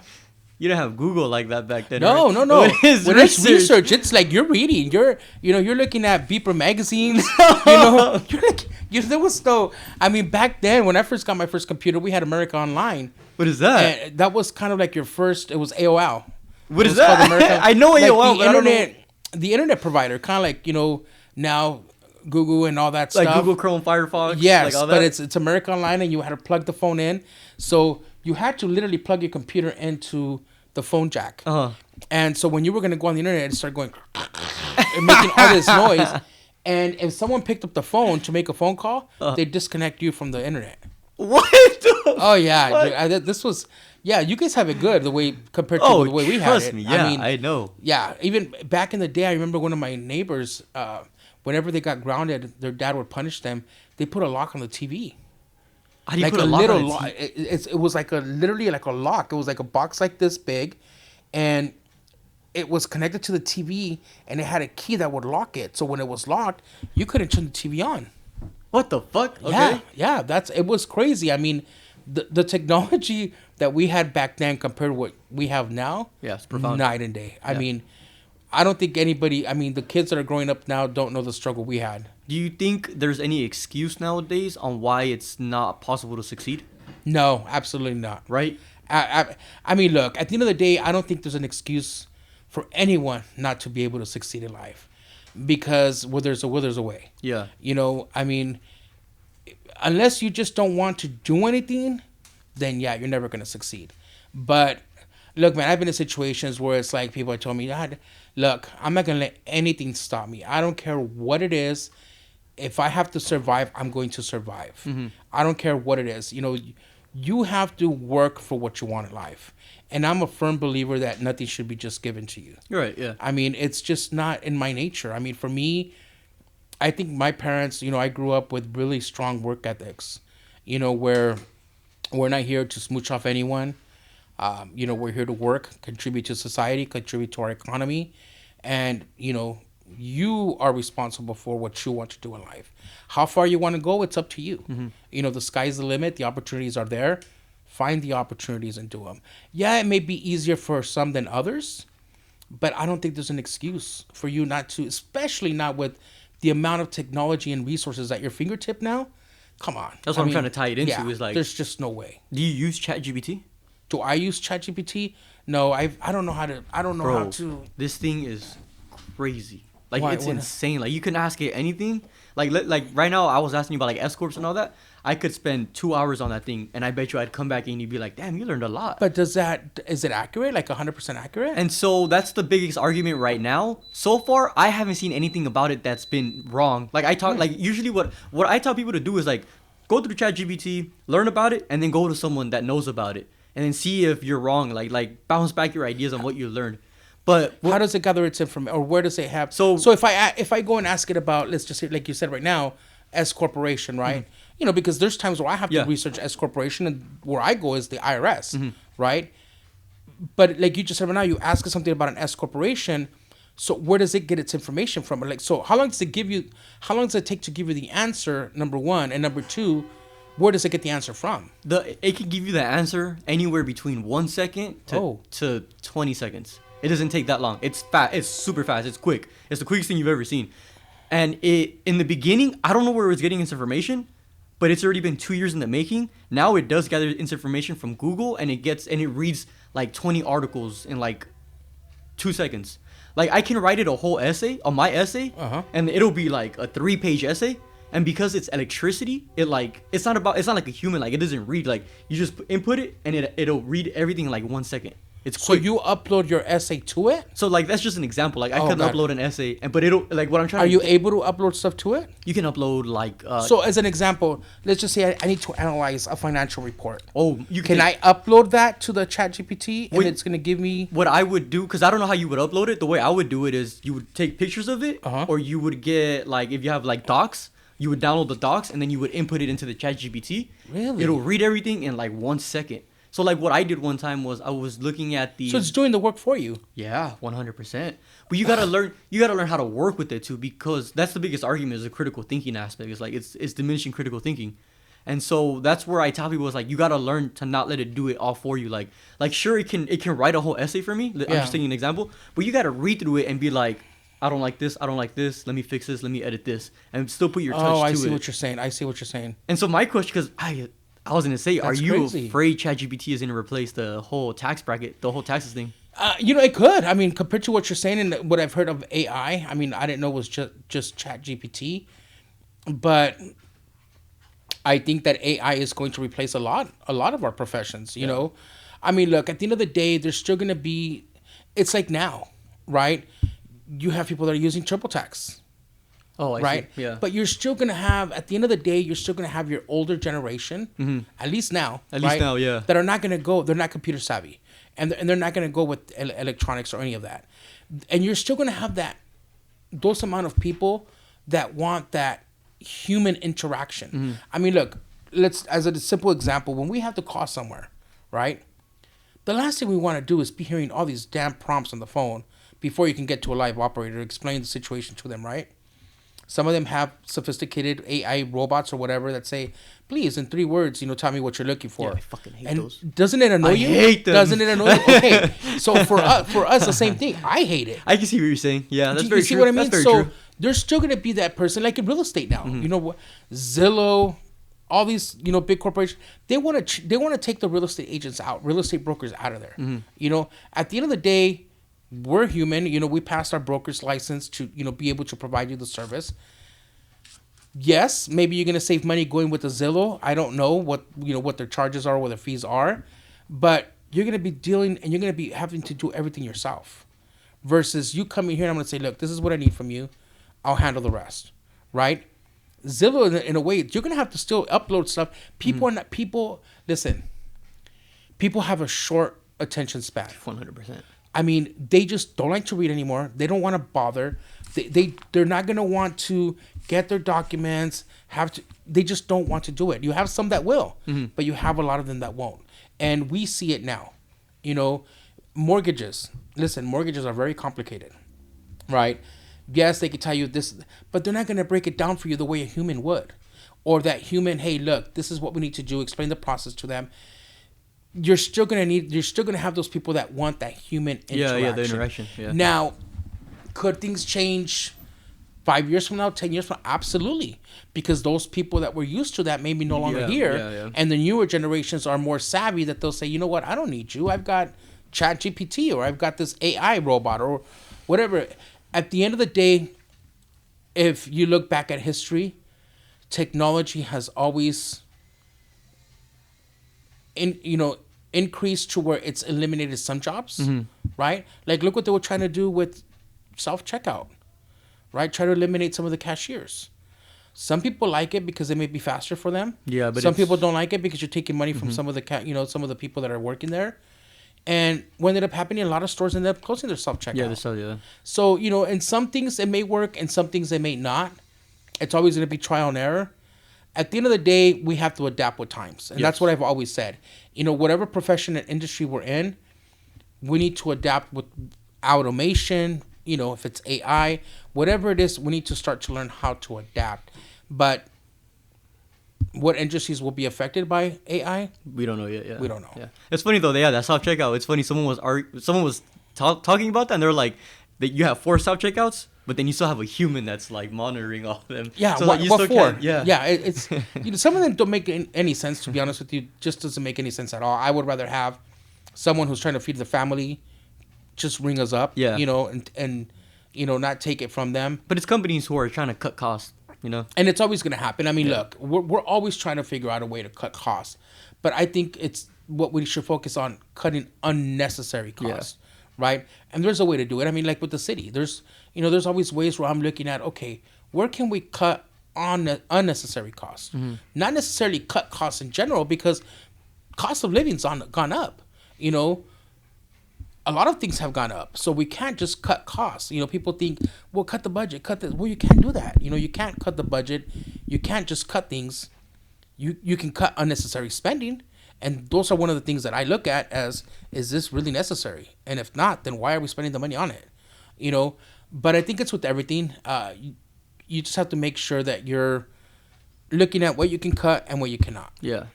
What are your thoughts about, like, because you said you kind of grew up in the 90s, like, whoa, what do you think about the whole economy right now? Like how everything's so expensive. Yeah, it is. Man, a bag of chips. I remember when I used to go to the store, I'd get a bag of chips and a soda for like $2.18. Now you come out and every kid, I'm like, oh, it'll be $5.50, and I'm like, damn. Yeah. To them, that's so normal. To me, I'm like, you're getting robbed. Well, and I think it's just going to be part of normality now. I mean, for us this year, I mean, we always get every year for taxes, and we always get things. Every year things go up, every single year. Our tax software, our supplies, our folders, everything goes up. This year has been the biggest year. I think we had maybe about a 75% increase across the board on everything. Like price-wise? Price-wise, yeah. So, what happens there is, you have to, unfortunately, when the last few years that we get the increments that are not as bad, we take the bite. Mm-hmm. We don't pass that on to our clients. But there's times like this year where we had no choice. Yeah. If not, we're not going to be open. We have to increment pricing as much as you don't want to, because I mean, to me, I'm going to be honest with you, I feel guilty increasing pricing on my clients, because I feel like, man, they've been with me for so long. Why should I charge them more? Mm-hmm. Right? And it's not that I'm charging them more because I want to make more. It's that I'm charging them more because that's the only way we're going to survive. Yeah. We have to pay overhead, we have to pay utilities, we have to pay staff, all of that. But I think now this is just going to be the new normal.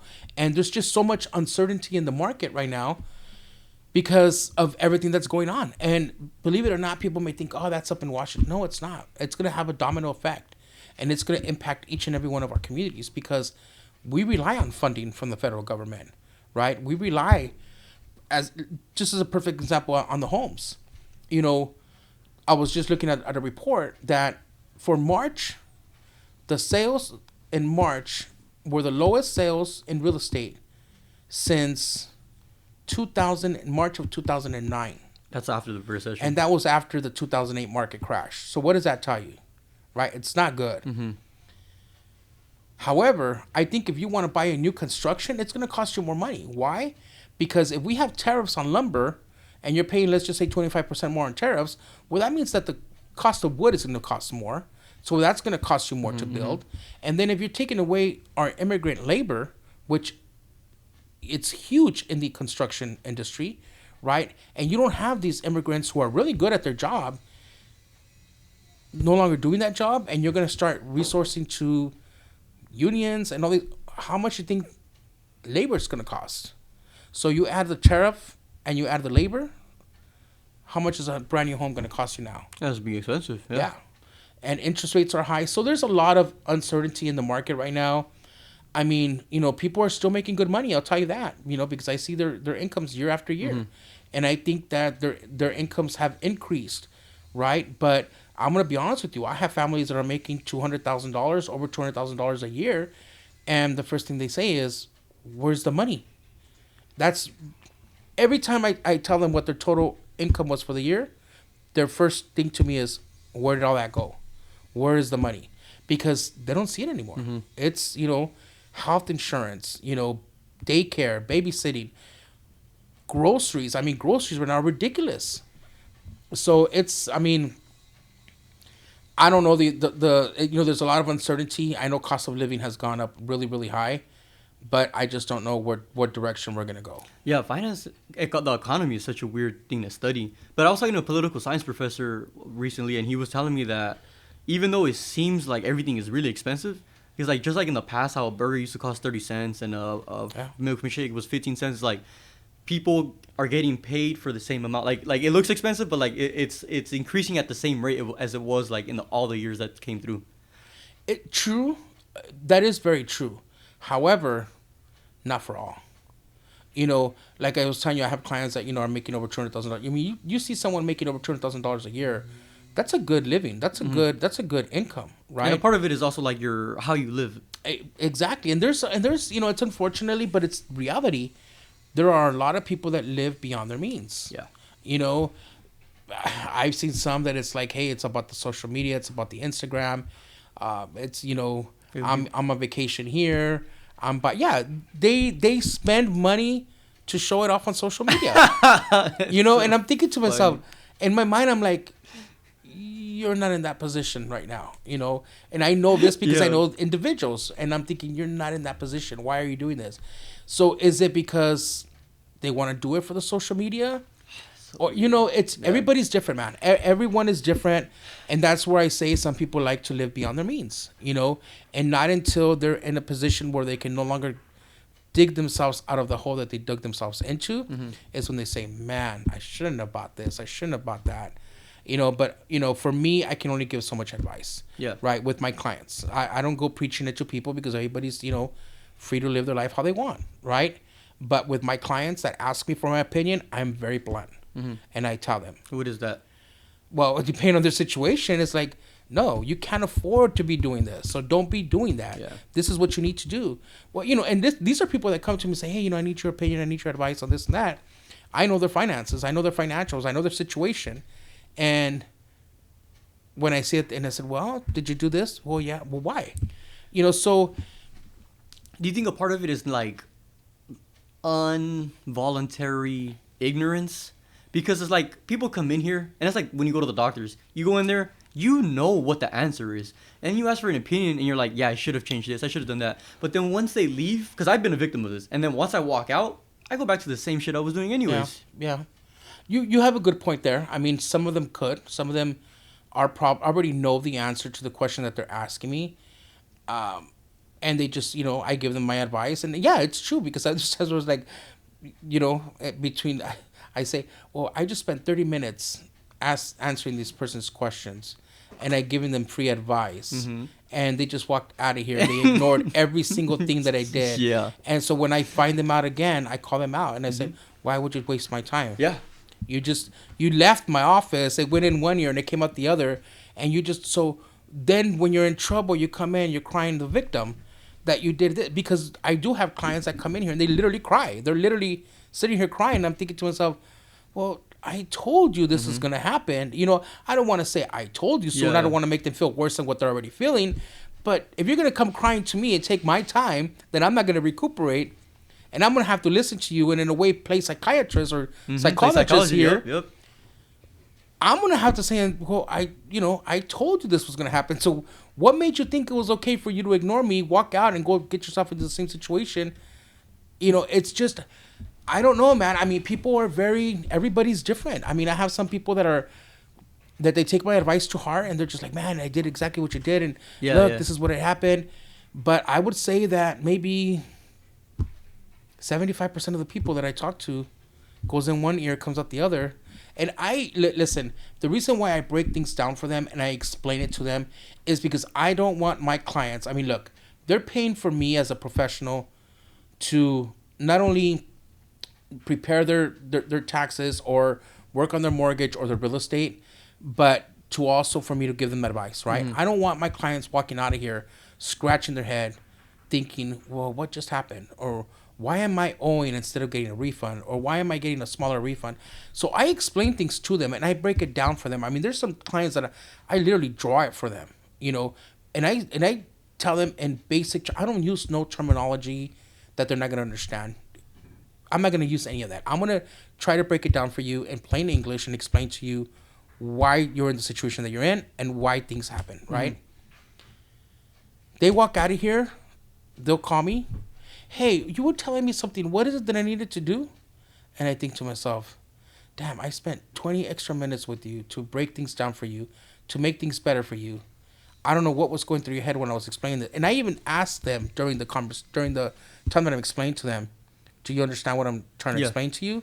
Oh, yeah, yeah. And sometimes some of them get offended, like, what do you mean? Why are you asking me if I understand what you're explaining to me?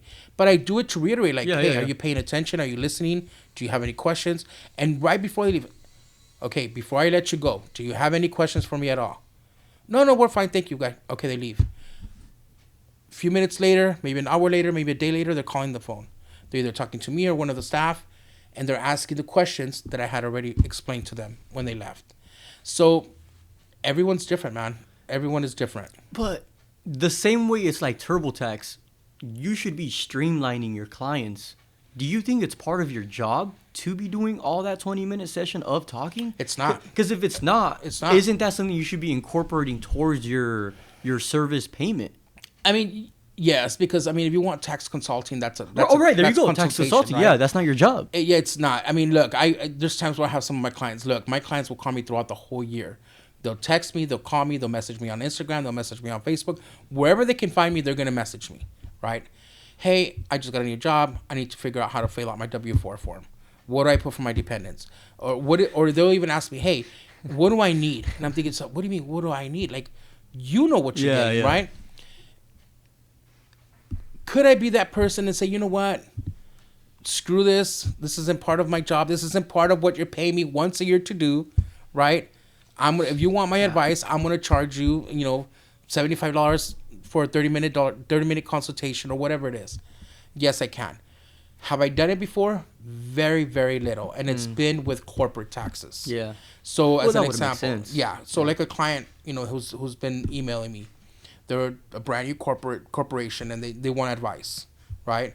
I say, okay, well, you want our consultation? I'm gonna charge a consultation fee because they're not my client. Right? But when they're my clients and I'm seeing them, yes, technically they're only paying me to prepare their tax. And that's what I tell some of them. Like, you're only paying me once a year to prepare your taxes, right? Like, I'm not here on retainer. I'm not your CPA.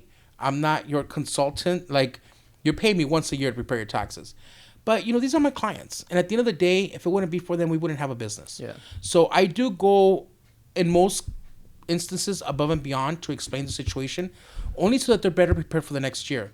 Do I do it for everyone? No. And the reason why I don't is because there's some that really don't need tax planning, right? Like someone that's just single 1W2.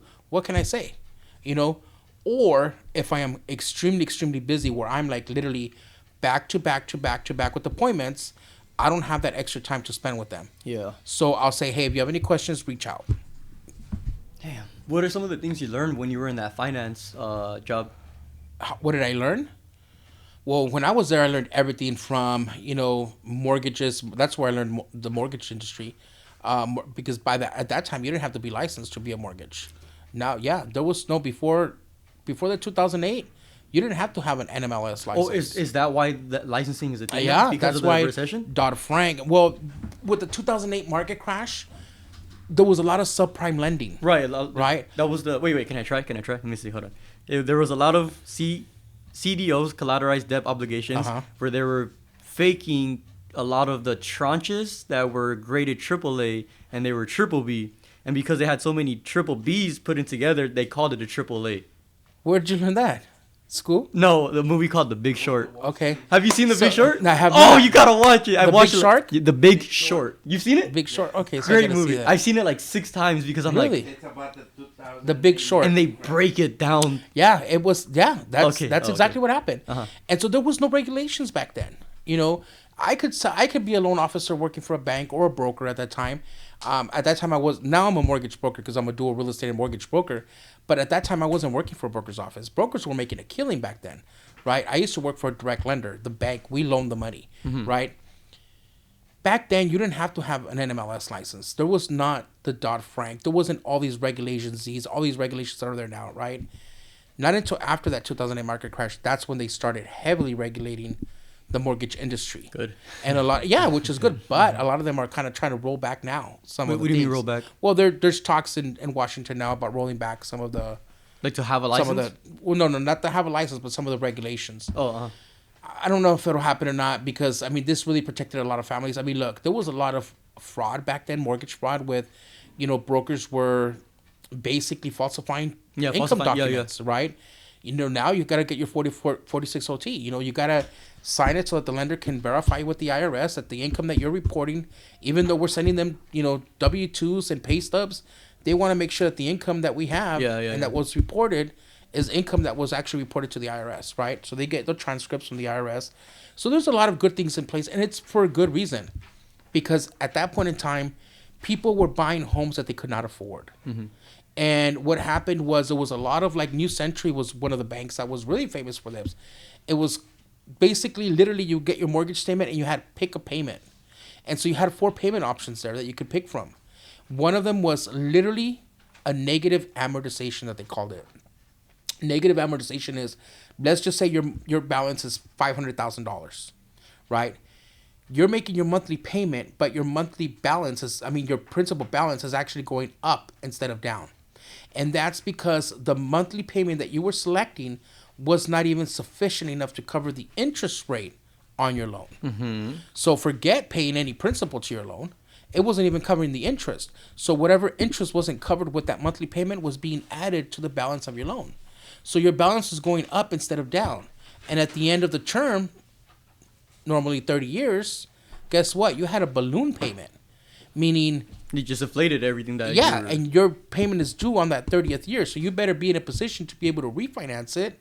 If not, you're going to have to come up with this money. And if you don't, then we're going to foreclose on your property. Damn.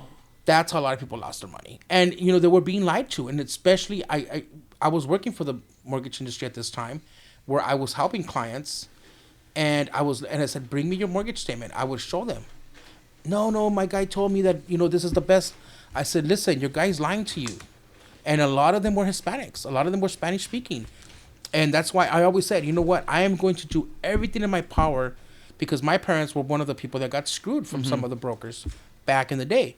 I wasn't old enough to understand any of that or even be involved in their financial transactions. But when I learned what situation they had got themselves into older in life, I was like, man, my parents were some people that got screwed by these people. And I always vowed, you know what? I'm going to do whatever I can to especially help those people with language barriers because they don't have anyone fighting for them. And they trust someone because they speak their language. Yeah. They're like, oh, Juan over here is going to help me out because they speak Spanish and, we're raza, they're going to help me out here. And it's the opposite. They're screwing them for a paycheck. And to me, that's not the way to do business. I will tell you, there's a model that we have here in our office, and anyone that's here will tell you, our customers come first, our pockets come second. If we're not going to put our customer in a better financial situation, we're not taking on that client. Because the last thing I want is to know that because of my job and efforts, this client is now worse off than when they first came to me. So if it's not going to make sense, even though sometimes they want it so bad, and I tell them, I had a client that has been my client for years, very young. They start off very young. Now they have a family. They're older. I helped them buy their first house. They got it. Then they sold that one, upgraded to a bigger house, right? And they had been wanting to buy a house for years. And every tax time, it's like, you're not ready yet. And I would tell them, you're not ready yet. Well, why you keep telling me that? When I'm like, because you're not ready. And I would have to break it down for them. And I was like, look, man, you think I don't want to help you? I'll make money off of this, but you're not ready. I'm not going to put you in a situation where I know you're not ready. Finally, one year, I remember that year, I think they had given up. One year, finally, I said, guys, you guys are ready. They're like, you're kidding. I'm like, no, you're not. Well, I'm not. You're ready. Let me break it down for you. And I broke it down for them. They're like, yeah, we can do that. And I said, well, now you're ready. And those clients have been so loyal to me. And it's because of that same reason. And I have different clients like that. They've referred so many clients to us. I mean, I think the majority of our clients that we get are because of referral, word of mouth. But because to us here, what's more important, I mean, obviously we're in business to make money. I get that. I mean, I'm a businessman, of course. But at what cost? I'm not going to make money off screwing people over because I like to sleep at night. And I don't want to be one of those people that, man, I'm going to go say, man, I did the wrong thing here. I screwed somebody over for money. And I'm not going to do that. I just will not do that. And not only that, my reputation, you know, I think to me that's, you know, in Spanish we have a saying, deberías de tener vergüenza, right? Be ashamed. And to me, I would be so ashamed to be known as someone who is, I don't want to say corrupt, but not the most ethical person, I guess you could say. You know, and then I think about not only me, the shame that I would bring to myself, but to my family, especially my mother, who's 85 years old. She'd be like, I raised you better than this. Like, why would you do this? You know, that type of. I think I have a conscience. I think that's one of the biggest things. I have a conscience, and I cannot do something that's going to put my clients in a worse situation for a buck. You know, so for us, I think it's the most important thing is obviously, yes, we want business, of course, because that's what we live off. That's what we survive off of. But for us, it's more important to make sure that we're doing the right thing for our clients and putting them in a way better financial situation than putting them in a worse financial situation. I mean, yeah, because there's two ways to approach business. It's like the same, like the first one is like how you're saying you can fuck people over, or I mean, business is a service, right? Like at the end of the day, it's like you have to provide something to the world for them to want to buy that service from you, right? So it's like you can't be providing bad services and expect income in your pocket unless you're fucking them over like, in general. And plus, how long is that gonna last for? You're not gonna be in business much longer because I'll tell you one thing: you get one bad review, that spreads like wildfire. I mean, that's why I'm very, you know, like, man, we can't get bad reviews. Like, we can't do bad to people. We're not gonna survive in business if you do that. Yeah, you may end up making some quick money, but what are you gonna do? Are you gonna go start opening up in different locations because you're screwing people over in different areas that you're in? I mean, for me, Baldwin Park has always been my hometown. I mean, you don't want to be. Listen, Baldwin Park is. I'm a council member. I can't do that. I would never do that. You know, not only is it, you know, I don't know. I know my clients trust me. I know that for a fact. I don't know how much the community trusts me. You know, I don't know how much the community actually knows me, other than the ones that I know that know me, who I am, you know, or what perception the community has of me. I don't know because I don't go asking them, right? But one thing that I will tell you is that my clients trust me. If my clients didn't trust me, they wouldn't come to me. Yeah. And, you know, and I appreciate that because it's not, you know, something where it's easy for you to say, man, we're turning the business down, right? But again, at what cost are you going to obtain that business? That's, to me, that's my biggest priority is, yes, I love to get business, but at what cost? And so you said you opened this place up 2007. Damn, how was that? Because that's right before the 2008 financial crisis. See, this is, so when the market crash hit in 2008, I knew we were in trouble before then because the lender that I worked with would go up to 100% loan to value, meaning if your home was worth $500,000, we would loan you up to $500,000, right? Nowadays, if you have equity on your home, the lender's not going to lend you above 80%. In most cases, maybe you're lucky 85% loan to value to take cash out. They'll do rate and term, but not cash out, right? So right now, if you wanted to take some money out of a home, let's just say your home was worth, you know, $1 million, right? If you want to take cash out of that, you got to make sure you're leaving $200,000 of equity there, meaning you can't go above that $800,000 mark, 80% loan to value. At that time, if your home was worth $1 million and you wanted to take the cash out up to $1 million, we were loaning you up to 100% loan to value of what your property was worth. And what was happening there was because of all the negative amortizations, everybody went upside down on the mortgage. And I remember telling one of my clients, she was, I mean, I think this was the queen of refinances. I don't know. I think at that time when she refinanced the last time, listen, I was brutal, man. I had a client that I literally told her, we paid all her credit cards off, all of them, with that refinance. And I told her, bring me each and every one of these credit cards with you. I cut them off with the scissors. I said, these are the only 3 credit cards that you're going to keep. These are going to be the ones you're going to keep because these are the ones you're going to want for an emergency. They have bigger credit limits. All these store cards, retail cards, you don't need them because it's putting you in. But you know what I did? This was an older lady, right, by herself on the mortgage, and she just had a shopping problem.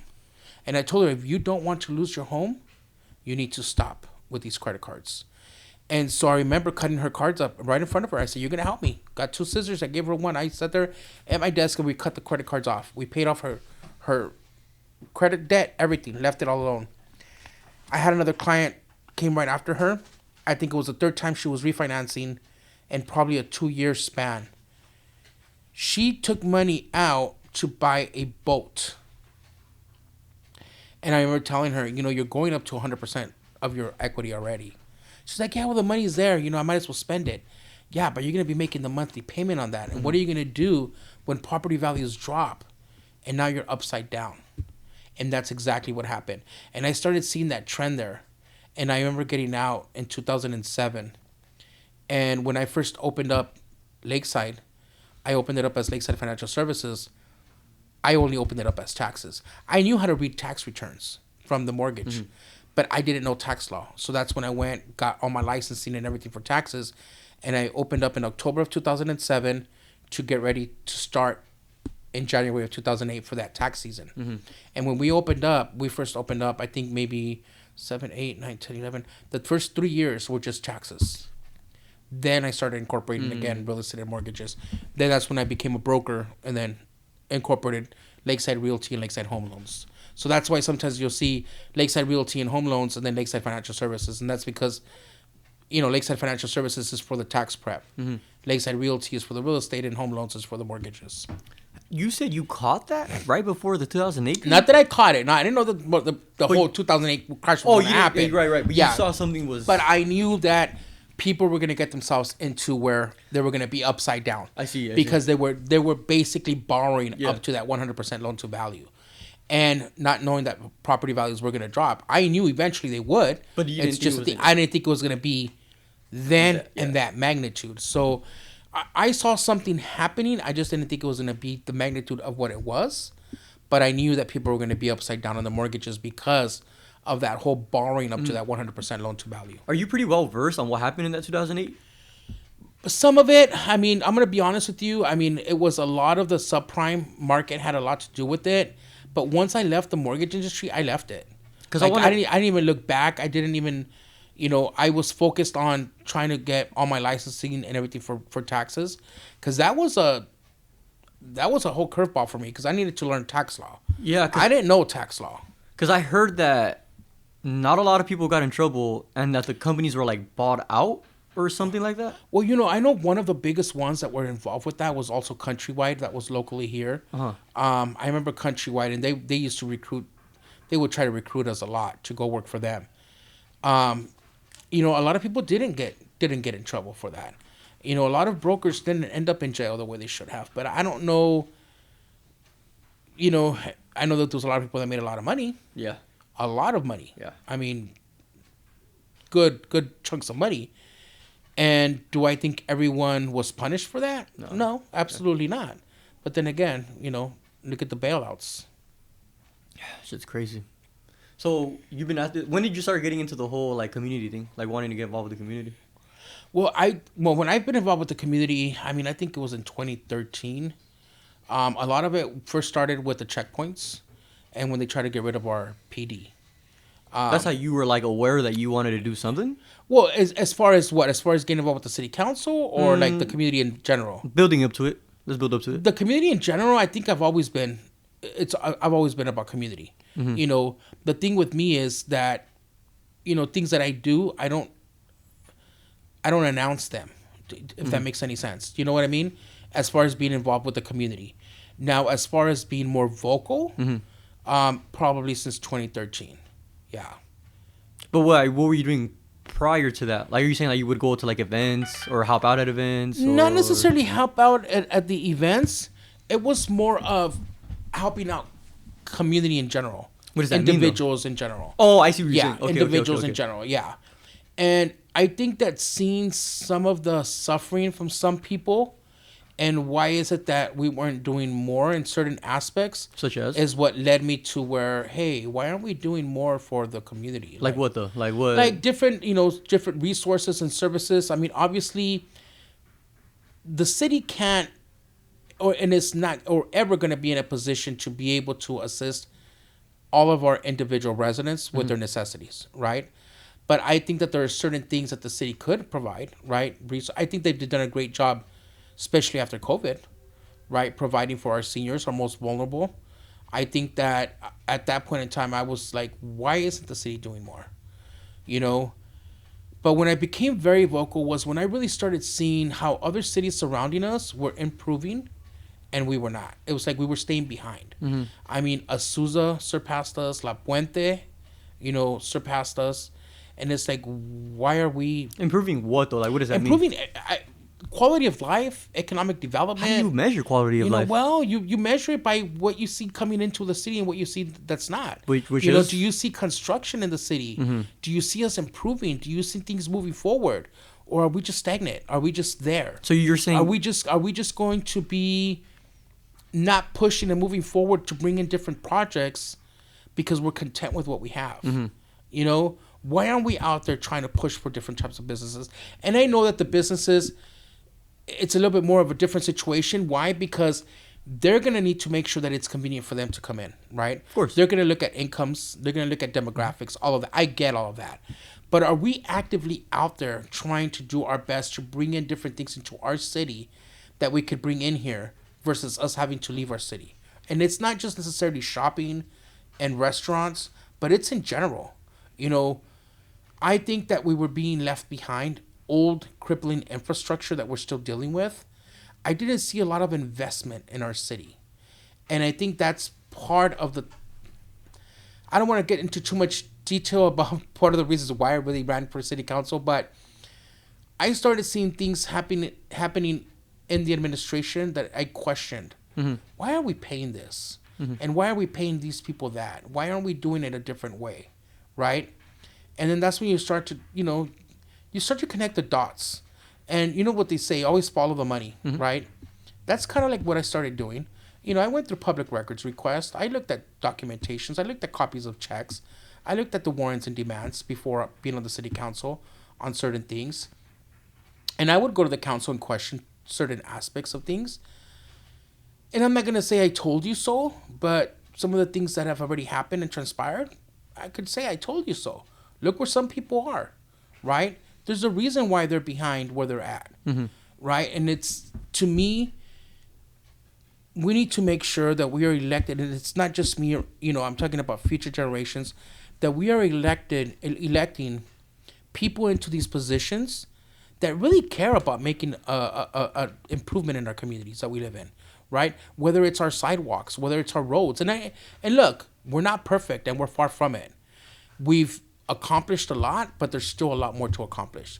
Why? Because if there's one thing that I learned in government is that it moves at a snail's pace. It's nothing like the private sector, right? And in government, everything moves so slow. There's a process for everything. Funding is always an issue, right? Because your general fund's only going to get you certain things. But when you start talking about, grants and capital improvements, these are funds that are coming from different areas. If you want to make something a reality, we have to get funding behind that, right? Which takes long. So for me, when I started seeing different things and questioning different things, somebody told me, look, if you want to change things, you have to have a seat at the table. Because you yelling at the top of the lungs from the sideline isn't going to change anything. And that resonated with me. Because I want to be honest with you, if someone told me when I was growing up, when I was getting involved with this, that I would be on the city council, I would have told me you're crazy and you're lying. Because that's never been my goal. My goal has never been, look, I don't even consider myself a politician, to be honest with you. People say, well, how don't you? You're a council member. Yeah, I am. But I'm not a politician. Like, I don't have an ambition to go run for state or federal or any of that.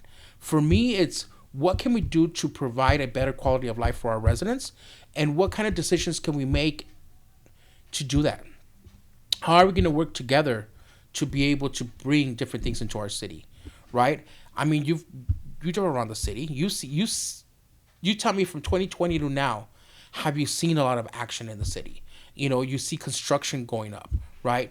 You see different businesses coming in, businesses that, you know, are something different from what we're used to having, right? Do we have the businesses that we want? No, not necessarily.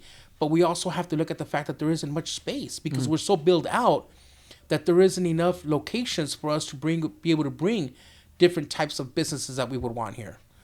You know, one of the things right now that I'm currently working on that is my ultimate goal for this term is I really want to get that sports complex going. You know, and that's something that I've been pushing and working. We've been working with the school district, and that's another thing. You know, this is the first time I think in years that the city and the school district have a really good working relationship, and we have to maintain that because at the end of the day, the school district oversees our kids while they're in school, but we see them when they're on our streets. You know, we share the same kids. We're in the same community. We need to be able to maintain these good working relationships.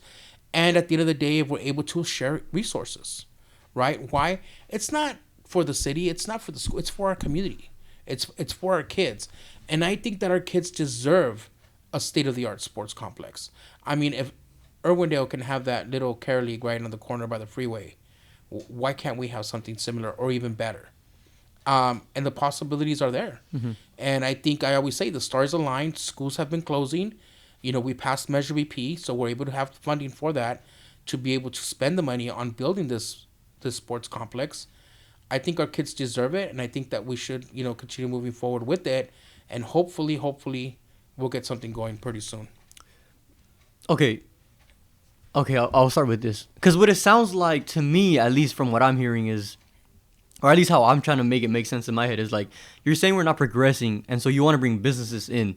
So, like, what I've seen is I've seen the Canes, I've seen the Dutch Bros. Yeah. Those are, like, consumer things. What else am I not seeing that's been brought in? No, there's been a lot of businesses that have been brought in. I'm talking about, you know, in the past when I first started getting involved. 2013. As to 2013. I mean, they've brought in a lot of good things. Like, you know, let's face it. You know, we didn't have a Home Depot. They brought the Home Depot. Whoa. Wait. That Home Depot was brought in prior to 2013. So really? The Home Depot was brought in years ago. You gotta remember, 2013, I was only like Target, 12. the Target they brought in back there. So there's been economic development. I'm not gonna sit here and you know, say that prior city councils didn't do anything and didn't bring, you know, different businesses, because I would be lying if I told you that. I think there's been progress in Baldwin Park. I just don't think that we've progressed at the speed that we should have been progressing. Okay.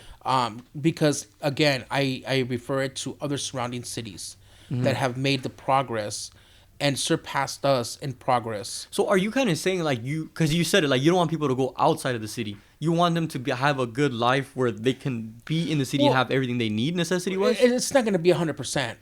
Right, no, but I'm saying, like, is that the general idea? Yeah, what I'm saying is, look, we're at home, you know, here in Baldwin Park. There shouldn't be a need for us to always have to drive out to another city, you know, to get a good meal, right, for entertainment. Obviously, for entertainment purposes, pretty much you're going to have to leave the city because we don't really have anything here to entertain. We don't have a theater. We don't have a Chuck E. Cheese for our kids. Nope. You know, so we don't have a lot of things like that, right? I've been looking at different areas. Obviously, a lot of these locations are privately owned, so we can't force the owners to basically sell so that we can have someone develop something. Those are things that we have to be actively looking at and working with our business owners or, you know, shopping center owners or whatever to see if they're willing to entertain the idea of having us, you know, or a developer come in and develop something nice. You know, the Olive Square Market, we've been on that for years on the corner of Main and Olive, right? It's an eyesore up on the north side. Try to bring something in there to develop something really good there. You know, we went and toured Northgate Market up in Costa Mesa last year. Really great concept. I mean, I don't know if you've been there or not, but it's not your regular average Vallarta or Superior shopping market. It's basically, it's a grocery store, but I mean, it's a huge, it's almost like in Mexico, it's El Mercadito, right? The Mercado, like you go in there and there are like restaurant. The one in Costa Mesa has it? There's like, you walk in, they're baking fresh bread. So you have the bakery, fresh bread, cakes. You've got the tortilleria, which they're making fresh tortillas there. Then you've got the chicharrón station. You've got the carnitas. They're making fresh carnitas there. You've got a full-on bar with the TV screen, and it looks like they have a stage there for maybe entertainment on the weekends. They have a big, nice patio in the back where you can have a drink or have your lunch. The carniceria, the meat market. I mean, they have so many, the taco stands. They have all these different types. They even have sushi, like different restaurants in there that you can sit there and eat, buy, take home, and take something from there, from groceries.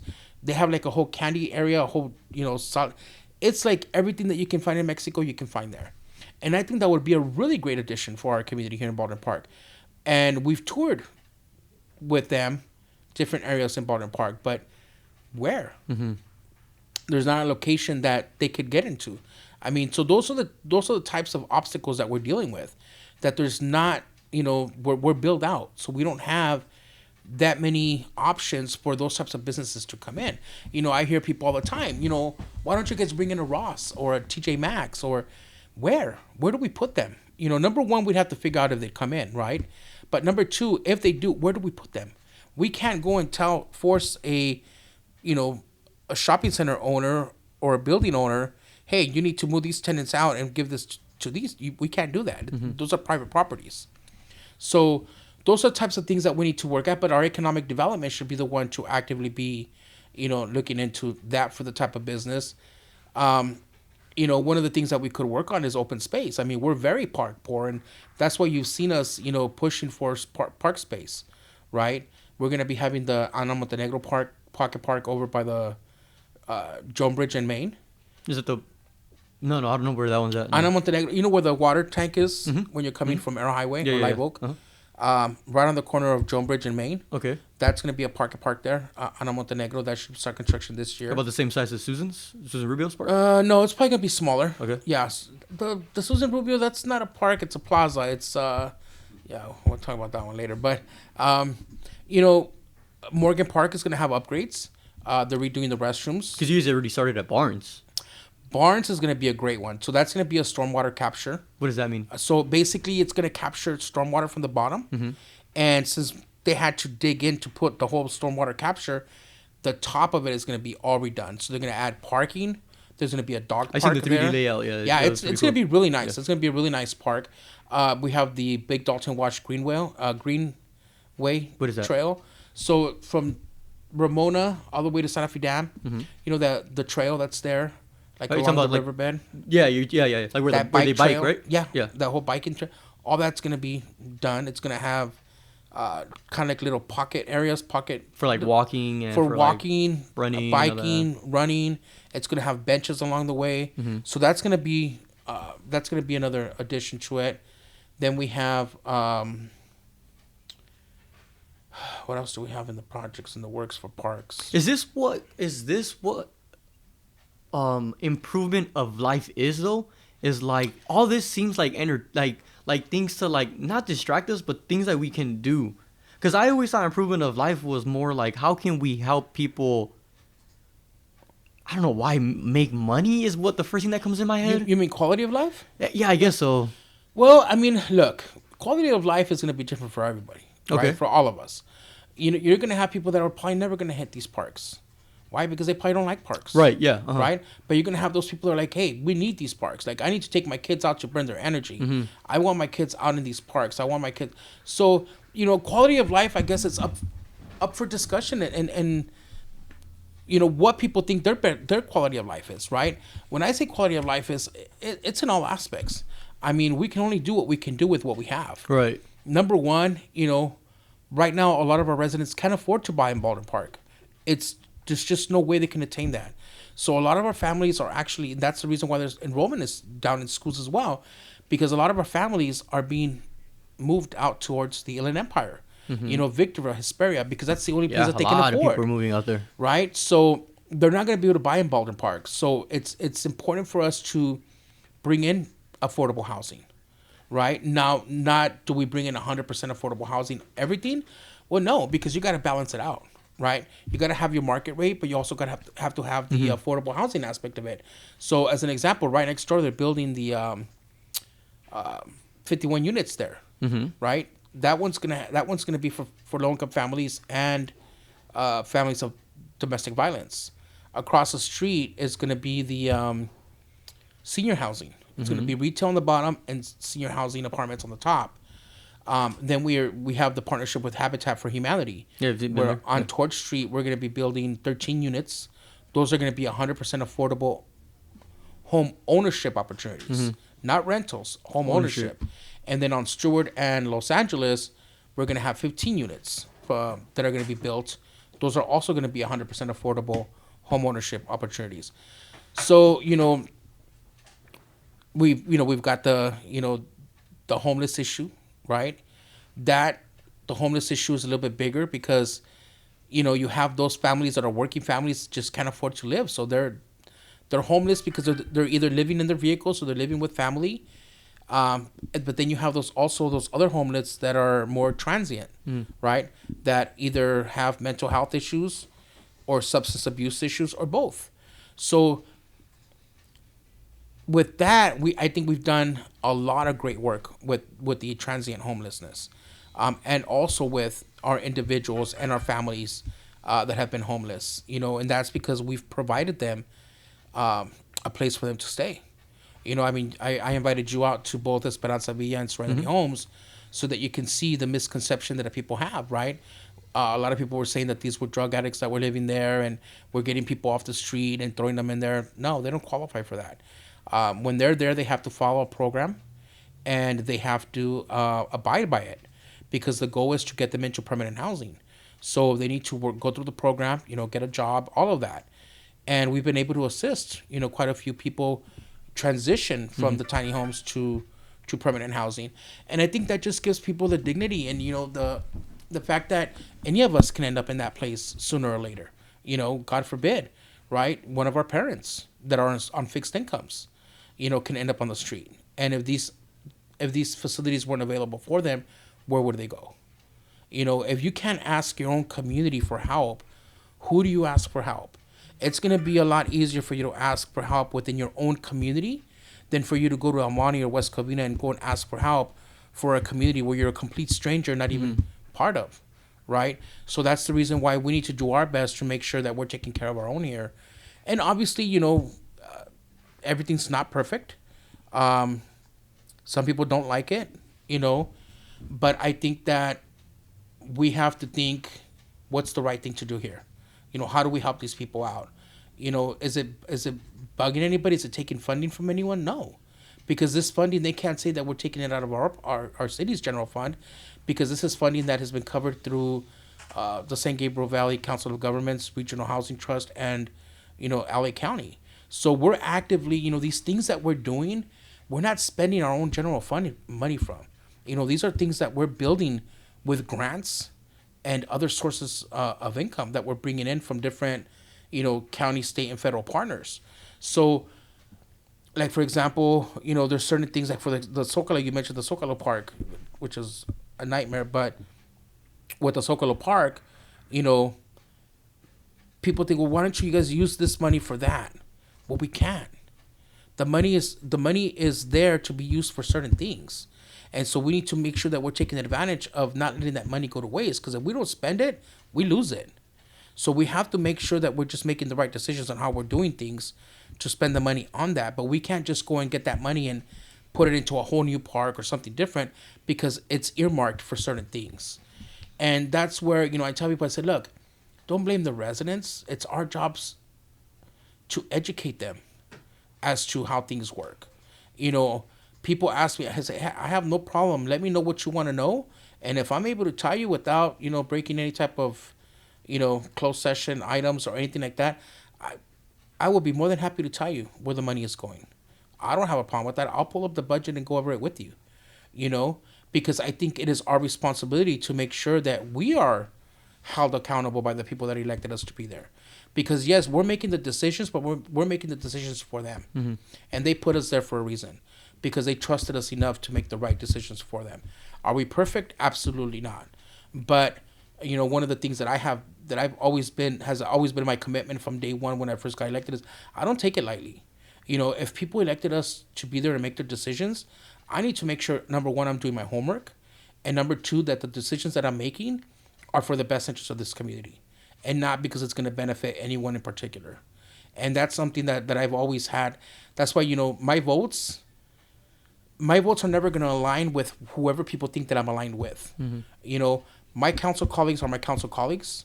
I respect each and every one of them that are there with me, whether we agree to disagree, we're there to work together. And our ultimate goal is to make sure that we are addressing the issues at hand and that we're working together to make sure we make the right decision and the votes, to move this forward in the way that we think is best. Not because I get along with 2 and I hate 2, or I get along with 3 and I hate 1. That's not what it's about for me. For me, it's like, look, I may agree with you 2 on one thing and I may agree with you 2 on another. We all may agree together. There may be a division here and there. But at the end of the day, my vote is always going to be with, okay, what are we voting on and how do I feel it's the best for our community? Not who am I going to piss off up here. I've never allowed that to happen. I've always joked about it and I've said, look, I won't even allow my own mother to influence the way I'm going to vote. And that's because that's the way I've always been. I've always been a very independent person, a very independent thinker.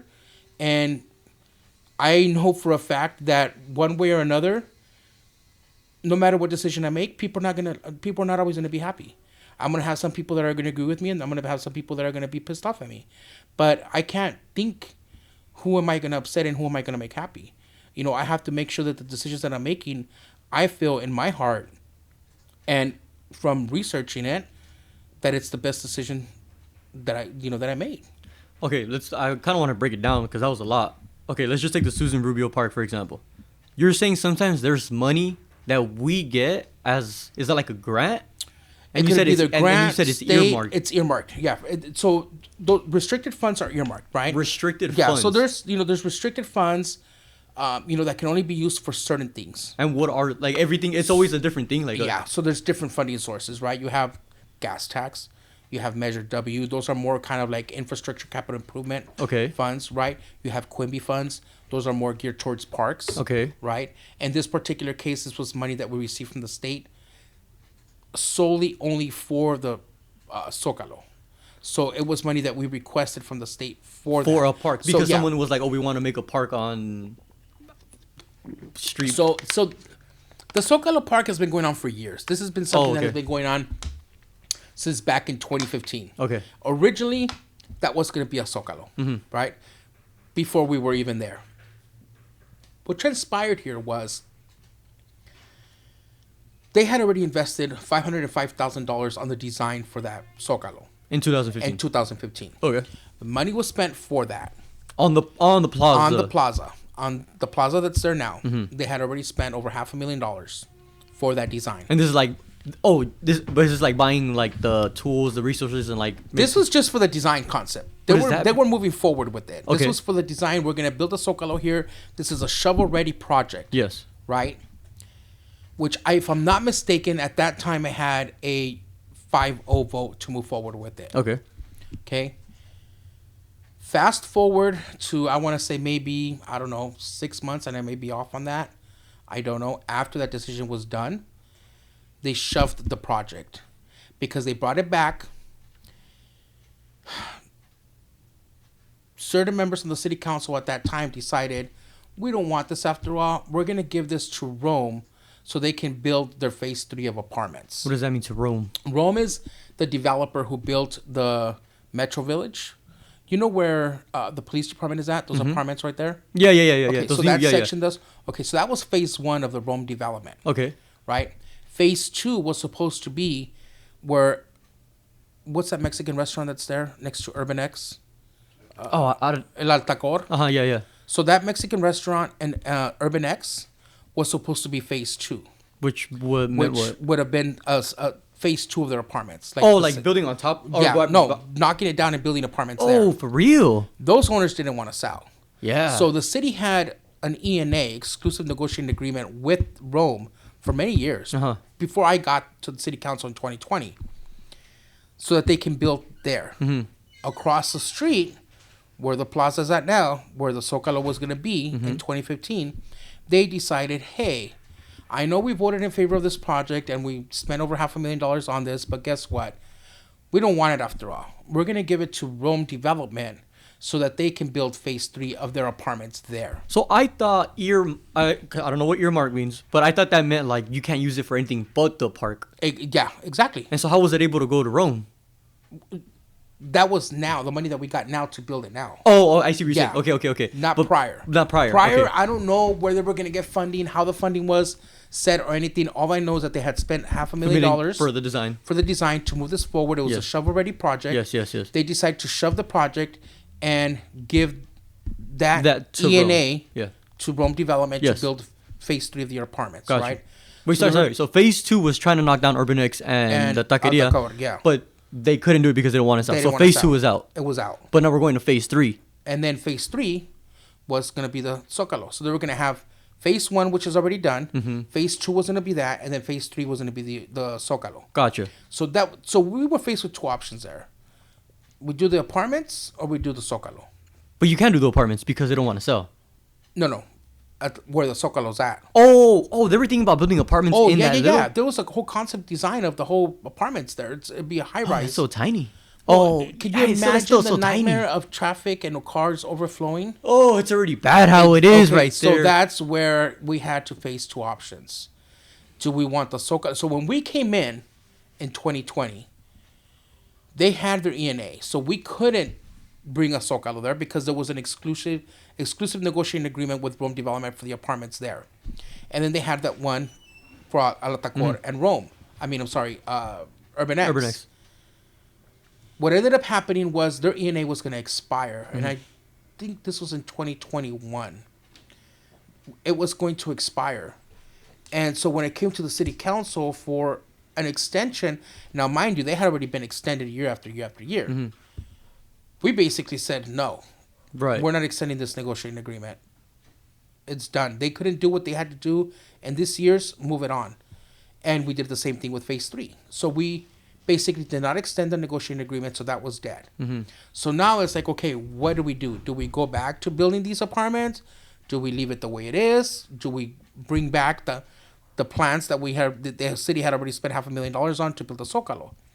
That's when the Zocalo came about. Mm-hmm. And that's when we were able to get funding from the state through Senator Susan Rubio to bring in the money for the Zocalo. So the money was asked for the completion of the Zocalo, which was requested from the state. So that money could only be used for that because it was requested for that purpose. Yeah, got you. Exactly. So we could, in a sense, say, oh, you know what? Thank you for the money, but we're actually not going to use this anymore. We're going to use it for something else. Right, you can't do that because we can't do that. Yeah. Exactly. Is that why it's named Susan Rubio? Yes, that's the reason why they named it Susan Rubio. It's a great way to leave a legacy. Because she got the funding for it. Hey, that's a great way to leave a legacy. I'm just saying. I mean, to me, I'm gonna be honest with you. Look, at the end of the day, I know that there's a lot of people that want to get credit for this and that. To me, it's not about who's gonna get the credit here. At the end of the day, let's get it done. And let's get it done. Let's make it good so that our community can feel proud of it. Honestly, I thought that shit was ugly. Well, but it's looking better. Well, because all the grass is coming out. I'm trying to see where I can steal some big trees from to go put there. Right, the green is coming out. I'm like, oh, it doesn't look like a jungle park anymore. So look, a concrete jungle. I mean, it doesn't look like a concrete jungle. And as time goes, things will improve. Obviously, look, I'm not gonna sit here and lie to you and tell you that this was a perfect project. It was not, and I think I've been very vocal at the city council meetings about this project, and some of the failures that we did with the project, right? At the end of the day, for me, my goal is to make sure that we have something nice there that we can be proud of, and that our community can come out and enjoy. Yeah. I know on May 4th, we're going to have mariachi night out there. And that's something that I want, for us to activate that space, not just have it built and sit there. Bring out the community, bring out some type of, music, entertainment, where the kids or the families can come out there and enjoy. Right? Are we there yet? No. Mm-hmm. So, the space is there. Improvements should start happening to the location. But the greenery, the flowers, and the trees are finally starting to grow. Yeah. And that's going to make a big difference. Because right now it's too bare. Yeah. Right? But once you start to see that greenery, the different colors, and the plants come to life and the trees growing, now you're going to say, okay, this is something that's attracting now. Mm-hmm. Because now I'm going to go sit under the shade. What shade? Mm-hmm. And I'm the first to say, like, these trees are not going to give me any shade. I want to be able to enjoy this place before I die. I want to go sit on a damn bench there and have the shade hit me, you know. But right now there's no shade. I think with time it'll improve, you know, like with everything. And I think that from this, I'm going to be honest with you, as far as capital improvement projects go and different things go within the city, this has been something that I've learned a lot from. So now it's like, well, wait a minute. Before we move on to any other project, have we covered all of our bases? Have we looked at what we need that is not included in the design? Because I think that's important. Because if not, we're going to have what I call Zocalo 2.0. We're going to go spend money, approve it, say, yeah, by the time it's built, we're going to have, you know, 50 change orders. And we're going to say, man, we didn't think of this. We didn't think of that. So now it's like I tell staff, look, before we go build anything, when we have the design, we need to make sure that this design includes, and include everyone, include our police chief so that he can look at things from public safety aspect, include our recreation and community services so they can, because they maintain the facilities, they can look at things the way they need to look at things, you know, camera systems, whatever it is. Bring everyone involved so that we're covering all of our bases and we're basically tackling it before we start hitting the shovels on the ground to know, hey, the design is beautiful, but I noticed that this was left out, this was left out, this was left out, and we need this.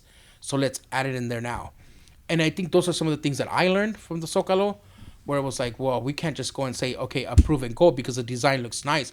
We need to dig deeper into the details and find out what's missing and what's there that's costly that may not be needed. Yeah.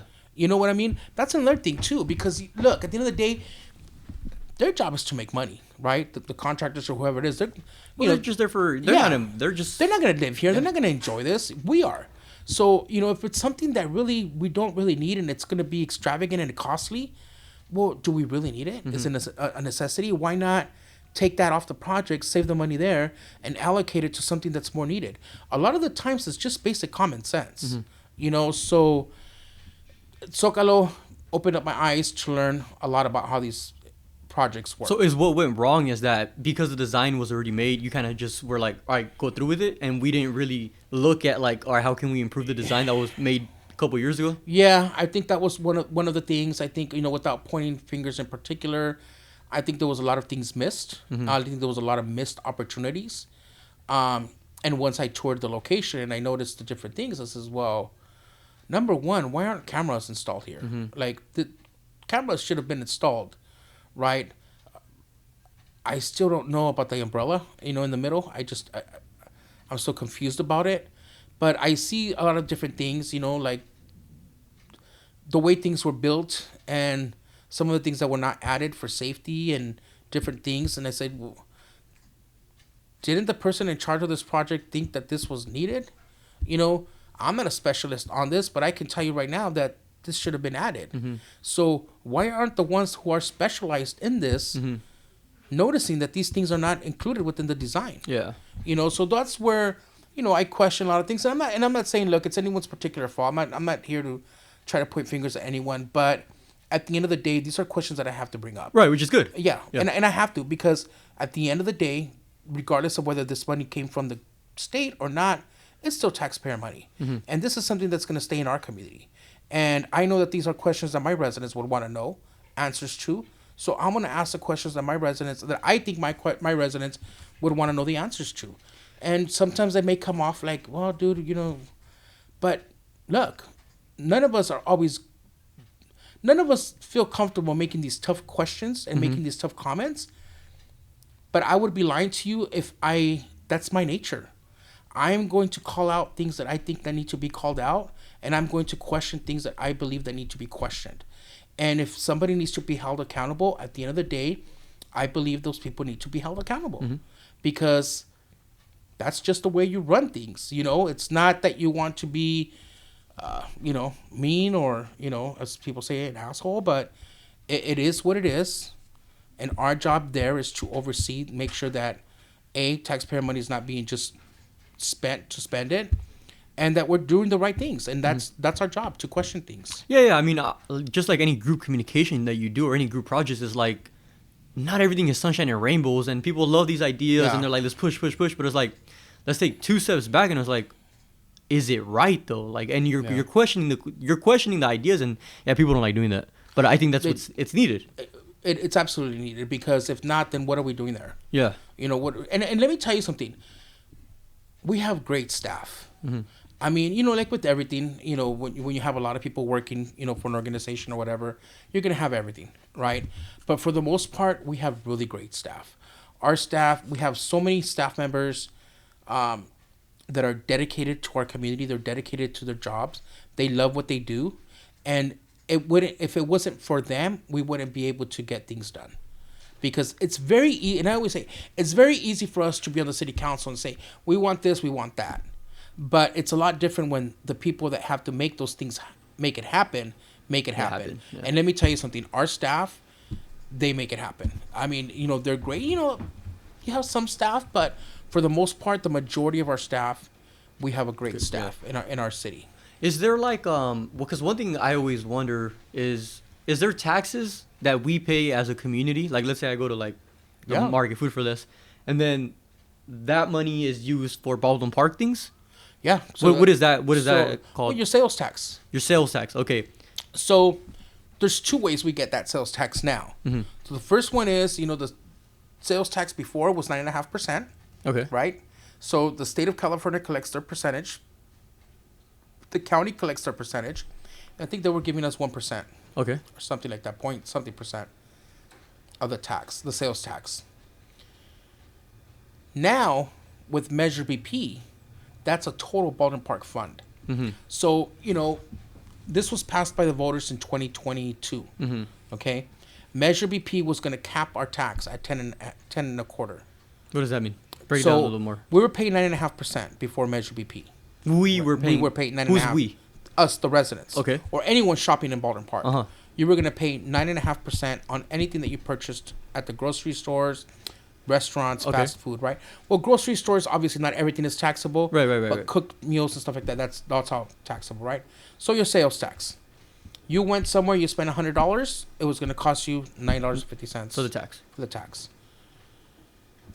That, we capped it in 2022 at the 10 and a quarter, because per state law, you could not pay no more than 10 and a quarter %. And when you say we capped it, you mean... We capped it. Meaning we would cap it. We would now go from a 9.5% to a 10 and a quarter %. So you're taxing us more? Yes. Okay. Let me break it down. Yeah. So if anybody else came to try to say, hey, we want to have another Measure H or blah, blah, blah, blah, we're going to tax another 0.25%, we were capped. That's the reason why a lot of the cities that you go to surrounding, they're all at 10 and a quarter. Now, the county did one on us just this last election, right? Well, the residents did, because the residents voted for it. But they did what's called a Measure H 2.0. That's going to repeal Measure H and take over Measure H, which is, you know, a homeless initiative, which now the state gave it permission to be able to add an additional 0.25% to the 10 our tax. So now we're at 10.5%. Oh shit! Yeah. So now, but the 0.75% that we blocked off from Measure BP, which was from 9.5% to 10.25%, that 0.75%, 100% of that money stays in Baldwin Park. Okay. And that's what's called our Measure BP. Okay. Right? That Measure BP funding is what's going to allow us to bring this back to our community. And the reason why I say that is this. Because we have a stake overholder site committee. That committee is made up of 7 members. So when things are brought to them, that's put on a fund. I think we've generated probably, I want to say, $14 million since its inception. So we're generating about $6 to $7 million a year from that fund. That goes into a separate fund. Then that's used to go back to the community. So we don't commingle it with the general fund to pay for salaries or anything like that. It's totally separate. That's what we want to use to build our sports complex. So in other words, we want to use that money for things that are going to benefit the community. So we had 15 to 17 input community meetings when we were pushing Measure BP. I ran each and every one of them with staff. And the number one thing the community wanted was public safety. That kept coming up meeting after meeting after meeting. Public safety was the number one priority. And public safety at the parks, which is something that we're working on right now with the police department, to have security at the parks or public safety at the parks. but they wanted public safety as number one priority. Another one was something like recreation, like a sports complex. So they want to use that funding to go towards that. And so that's what we're using that funding for, which is not impacting what we currently have in our general fund.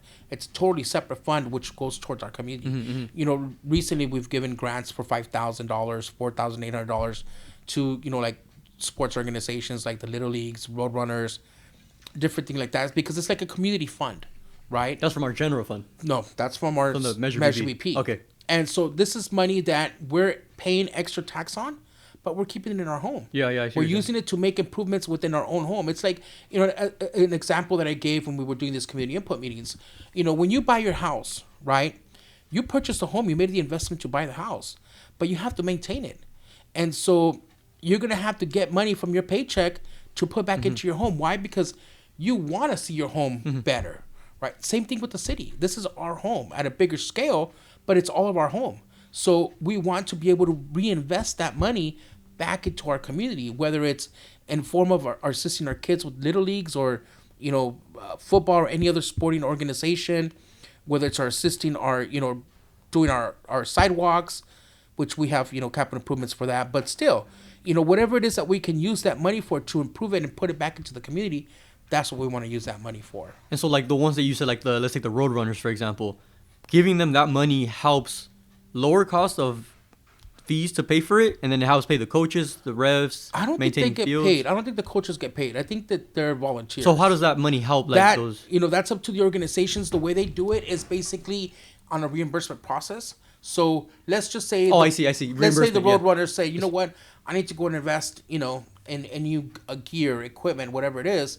They go buy the stuff, and then we give them the check based on the receipts, reimburse it. Gotcha. So it's for that aspect. It's basically to reinvest back into the kids. But right now, you've all been saving that Measure BP for these bigger projects, which is the sports complex, and what was the second one you said? Well, right now it's for the sports complex. Okay. Yeah, right now one of the biggest ones for the sports complex. Now we may not necessarily, depending on the cost to build the sports complex, right? We may not have the sufficient savings in the general in the Measure BP fund to pay for that. But one thing that we can do is we can get a loan, which is called a bond, to build the sports complex out, and then use the money coming in from Measure BP to make the payment for that loan, right? Without having to impact and put a burden on the general fund of the city. So that's a given, you know.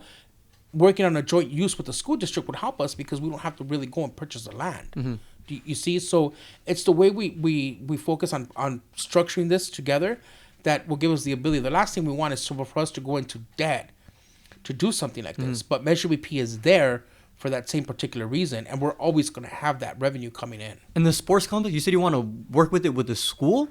Yeah, because they own the properties. The school districts own the property, so we would have to do it at one of their... Let's take Cerro Vista, for example, just because I know it, because that's where I Well, went. it's open, so we wouldn't do Cerro Vista. Well, so it would be at one of their close schools. So, for example, could be at Pleasant View, could be at Alwyn, Central, Margaret Heath, which Central Margaret Heath won't really be... What do you mean closed schools? Oh, you mean like They're schools that are like... you're talking about, these two schools that closed down. I see what you're saying. So you're trying to use that land...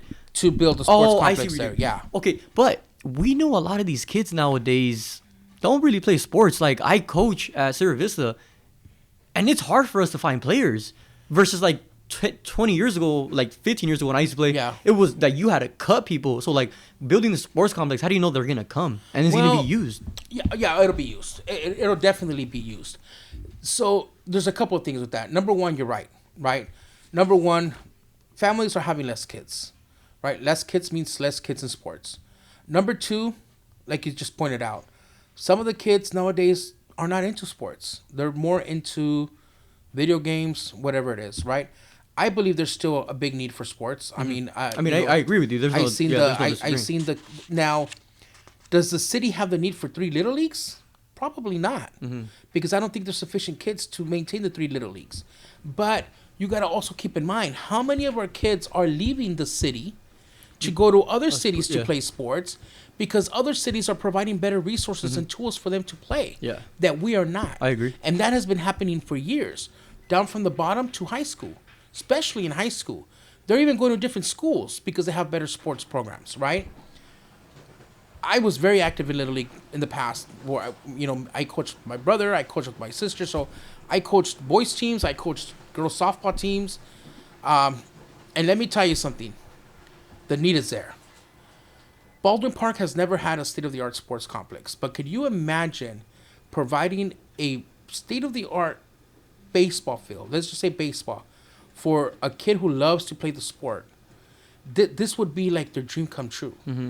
Because I remember when I was a kid playing baseball, or even when I was a coach, I used to love the fresh smell of the gloves and the baseballs, right? Because I love the sport so much. So could you imagine these kids coming out to a brand new state-of-the-art, pitcher's mount, infield, outfield, with good, nice, brand new equipment? I can guarantee you that we would bring our kids back from where they're going. Okay, yeah. Because now we would be putting all of our efforts into our kids. Yeah. Versus now you have, one little league doing one thing, another little league doing another thing, every little league is doing another thing, and they all manage their little leagues differently.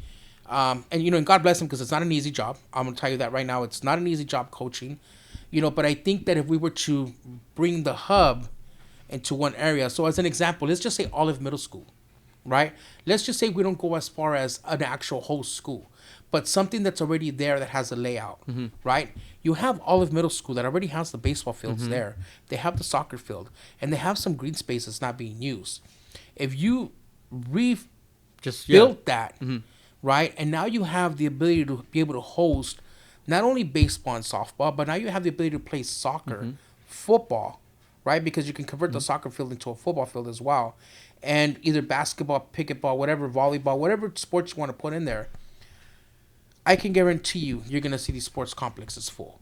And you're going to have everyone playing around this, I can't say the same roof because there's no roof, but in the same location, right? You can have the Little Leagues playing in the Little League fields. You can have the Roadrunners playing on the soccer field. You can have the soccer teams playing on the soccer field, right? We have to make it multi-purpose, multi-use. I see what you're saying. Yeah, I see what you're saying. And I think that, let me tell you something. The ideas that we have, but again, it's going to come down to design, right? We need to make sure that we are designing this top notch, because I think our kids deserve it. Our community deserves it. And look, at the end of the day, we can even do this to where we allow adults to play there. Say on the weekends, at nights, Friday nights, whatever it is, and make it a full-on community project where it's not just for kids, but also for adults. Okay, so that's all Measure BP. And so we still have the 1% that goes for the general fund, right? That goes for the general fund. And what is that used for? Well, that's used for everything. I mean, we've got staff salary. That's one of the biggest costs. Like all the like city halls. Yeah, like all the employees. I mean, are cops a part of that? Yeah, of course. Oof. Yeah, we pay the general fund, the cops, the police department from the general fund. So, we have about $146 million budget, and that's including all fund sources, restricted funds and non-restricted funds. Our reserves are pretty healthy right now. From when we came in 2020, I believe our reserves were about $9.3 million. As of 2024, which is an audited year, we are at a little bit over $15 million. So, we've increased our reserves by over $6 million from the time that I came in 2020 to now in 2024.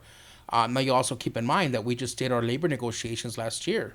And our labor negotiations, basically the cost of living, we gave them a pretty good, a very fair contract for the next 3 years. And that's only because the cost of living has gone up so much. So we also have to take into consideration that that's going to be a hit for us in the general fund. But, one of the things that people don't understand, they say, well, salaries are high. No, salaries are not high.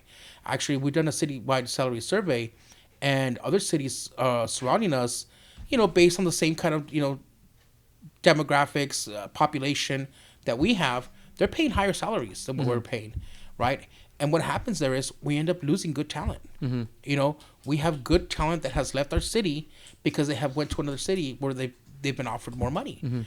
And so we can't sustain that, because at the end of the day, we're going to end up not having staff because we can't afford to pay them what other cities are paying them.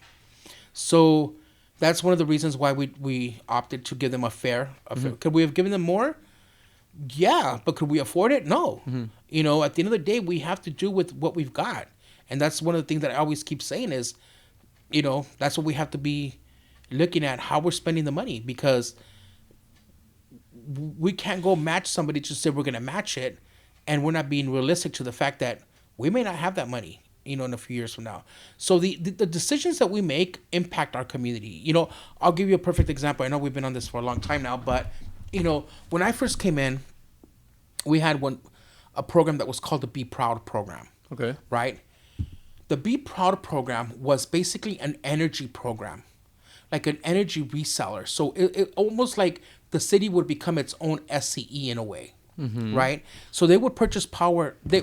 Us as residents were all automatically opted in to this.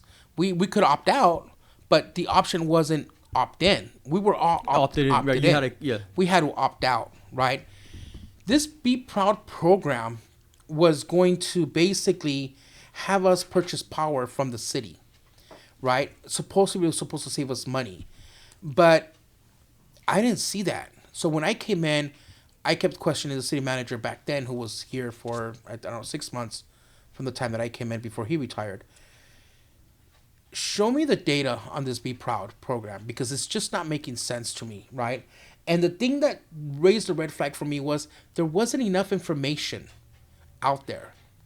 And that raised a red flag for me, because I'm thinking, if this was such a great program, this would be everywhere with all the information as transparent as possible.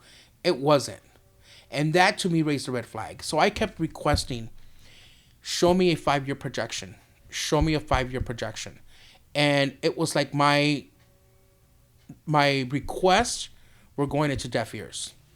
And so finally I told him, I said, listen, I need this projection. I need you to get me this 5-year projection. He says, you know what, I'll do better. I'll give you a 10-year projection. I said, even better. Give me the 10-year projection. He sent me the 10-year projection. When I started going over that, he sent me a lot of stuff. I couldn't believe what the hell I was looking at. And then I started to realize, and now I know why he went and gave me a 10-year projection versus a 5-year projection. Because a 5-year projection was going to show loss after loss after loss, year after year for the 5 years. So in this 10-year projection, guess what? By year 9, 10 is when you start to see some type of growth, right? However, it was never explained that by the time it reached year 1 to year 9, year 10, we would have been out for all the money that we had in our reserves. Oh. We weren't going to start making a profit of $200,000 on year 9, maybe $500,000 in year 10, and then start graduating. So what year were we going to actually recoup the money that we spent? And then when we started digging in deeper, we started to realize that the residents weren't going to pay cheaper for the electricity. It was shown that way, but when you got your bill, you were actually going to be paying more per kilowatt because it had what's called an exit fee. So SCE was charging us an exit fee for every kilowatt hour that we were paying Be Proud. So here we are with, I don't know why they brought this forward, because we didn't even have enough. Look, we don't even have enough staff now to handle the day-to-day operations that we have to handle. So who decided it was a bright idea to think that we were going to have enough staff to handle this portion of it? But guess what? The companies managing all that were making their money. Oh, yeah. And so when we basically got into a meeting about this, closed session meeting about this, I said, we need to bring, without going into detail, we need to bring this back to the city council. The entire city council needs to be aware of the numbers for this and what our consequences are for this. And by that time, that city manager was gone. We got in a new city manager, who we have now, Enrique, and this landed on his lap. So guess what? This was the first big thing he had to tackle. And he did a really great job with that, because we ended up bringing in different people to help us to solve all of this and try to recoup some of the money back. And if it wouldn't have been for that, we wouldn't have had any money in our reserves. And so we got rid of it? Yeah, we're out of it. We're done. Be Proud is gone. And so the good thing was that we were able, because you're supposed to buy some of this power already up front. And so the biggest fear was, we were going to have this power. Are we going to lose on it? We're selling it back or not? And so they figured it out with the specialist and our city manager and all that. And so we've been we recouped some of our money from it. And it looked like we recouped most of the money that we spent. So we didn't really lose much. But if we would not have stopped that program, it would have been a disaster for our community. And all that money that you recouped, that went into the reserves? Or No, it went fund? back to the general fund when we were okay. paying it from. Yeah. So, and even now, I think we're still getting like maybe $11,000 here from recouping part of that. But, these are the types of decisions that unfortunately really impact us one way or another. And if we don't really do our research and do our homework and ask questions and dig and dig and dig, you're not going to really know, what type of impact this really has. Because look, at the end of the day, they come to us and say staff report, right? Staff report recommends that you guys approve this, blah, blah, blah, blah. Okay. And then there may be some attachments to it. But if you really start to look deeper and deeper, you're like, well, wait a minute. Okay, well, it's saying this, but I don't see it on the staff report. And it's showing me, I don't see this on the staff report either. So, yeah, you may make it look on, and I'm not putting this on staff, but I'm just saying as an example. And that's why I've always said, look, I am, not because the staff report says staff recommends, I'm always going to agree with what the staff report says. My job is to make sure that I'm reading the staff report, that I'm satisfied with what they're presenting. And if I don't have any questions, I'm not going to pull the item. But if I do, I'm going to pull the item. And I'm going to say, I have questions that the staff report didn't basically explain to me. And there's times where you're like, hell no, I'm not approving this. Like, this isn't to our best. And that's our job. I mean, that's what we need to do. Most of the time, we look at our staff reports. Okay, this is good. It satisfied our questions. This is standard. No need to pull it, pass it through. But there's times where you're like, whoa, wait a minute. Like our city council chambers, right? I don't know how that went from costing, $3 million to 5 point something million dollars. And we were going to award a contract, and I pulled that item. I said, wait a minute. We're not. And yes, this is not affecting our general fund, but still, money is money.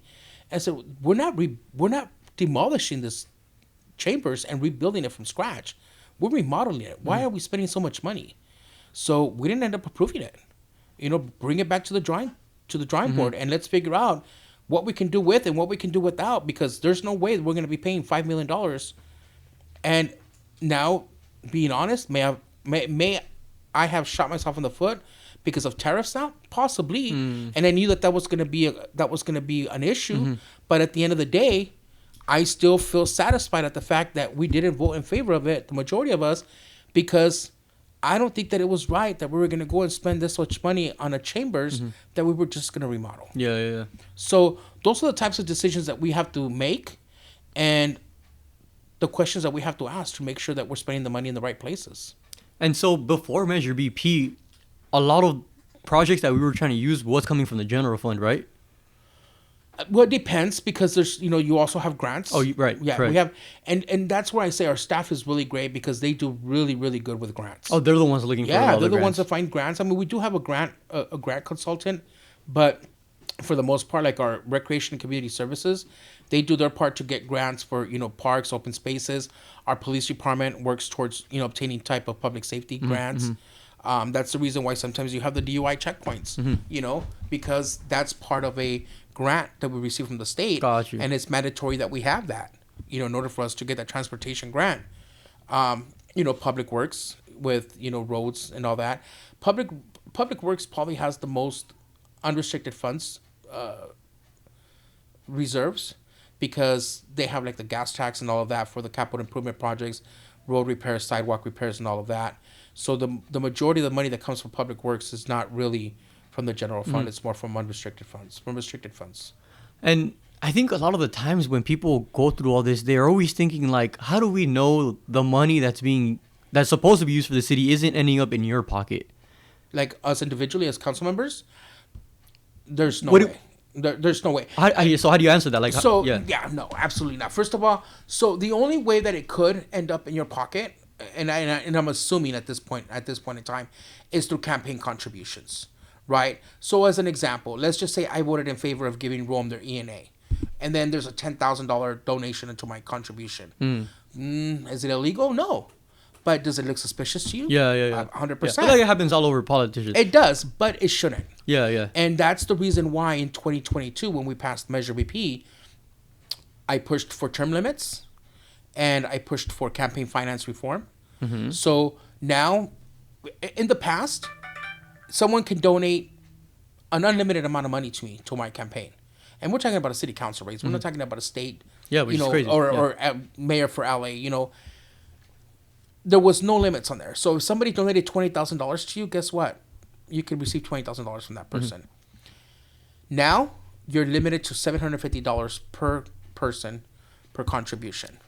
Not only are you only limited to $750 max, so let's just say Jose wants to donate money to me. The maximum you could donate to me is $750. Yeah. And if Jose is doing any business with the city, you're disqualified from donating. Right. So you can't donate to me. That's number one. Number two, the term limits, right? Before, I mean, we've had, you could be in office for as much as your whole life if you want, if you keep getting reelected. Now we're 12-year term limit. So you get 3 terms, 12 years in a lifetime. Whether it's city council, whether it's city clerk, whether it's city treasurer, whatever it may be, it's 12 years in a lifetime. You can't serve more than that. And I think the reason for that is, look, we need to give other opportunities to other people that are going to come in with fresh perspectives, fresh minds. We may have had good ideas, at some point of our life, but maybe after being there a certain amount of time, your ideas have gone and it's a whole new different, demographic that you're just like, hey, you're not fitting in here anymore. So we have to give that opportunity to our younger generations to come in. We can't be there forever. That's number one. And number two, taking money out of politics kind of avoids the corruption.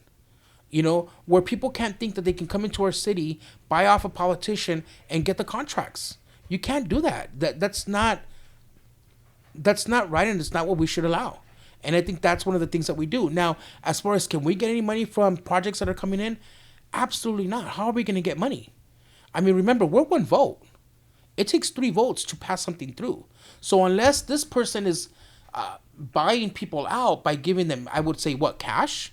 Because how other way could this person give you money? Or how is this money going into the pockets? Like, I know I've seen a lot of comments about Zocalo that project was built, the money went into the pockets of the council members. Or what? How is that money going to go into the council members' pockets when that money goes directly from the state to the city's funds, and the city makes the money straight out to the contractors?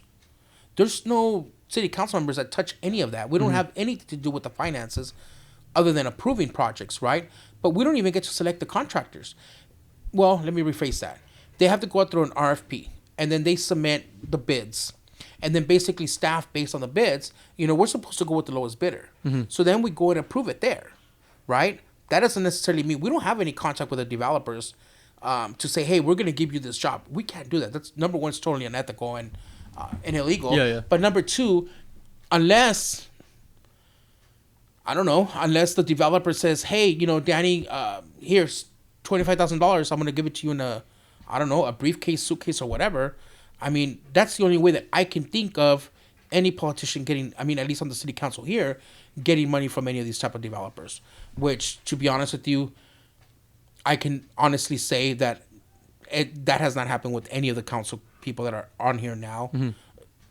I haven't seen any of that. And there's just I don't think there's any way that they're going to lend themselves to any of that. Especially with the history that the city has had with, bribery and corruption.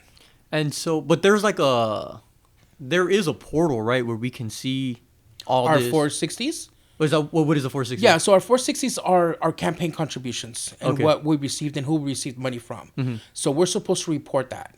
And so when you go onto our city website, you go to our FAPC reports. FAPC is for Fair Political Practice Commission or something like that. You go on there and you look at our 460s. And you look at everyone who ran, even if you didn't win.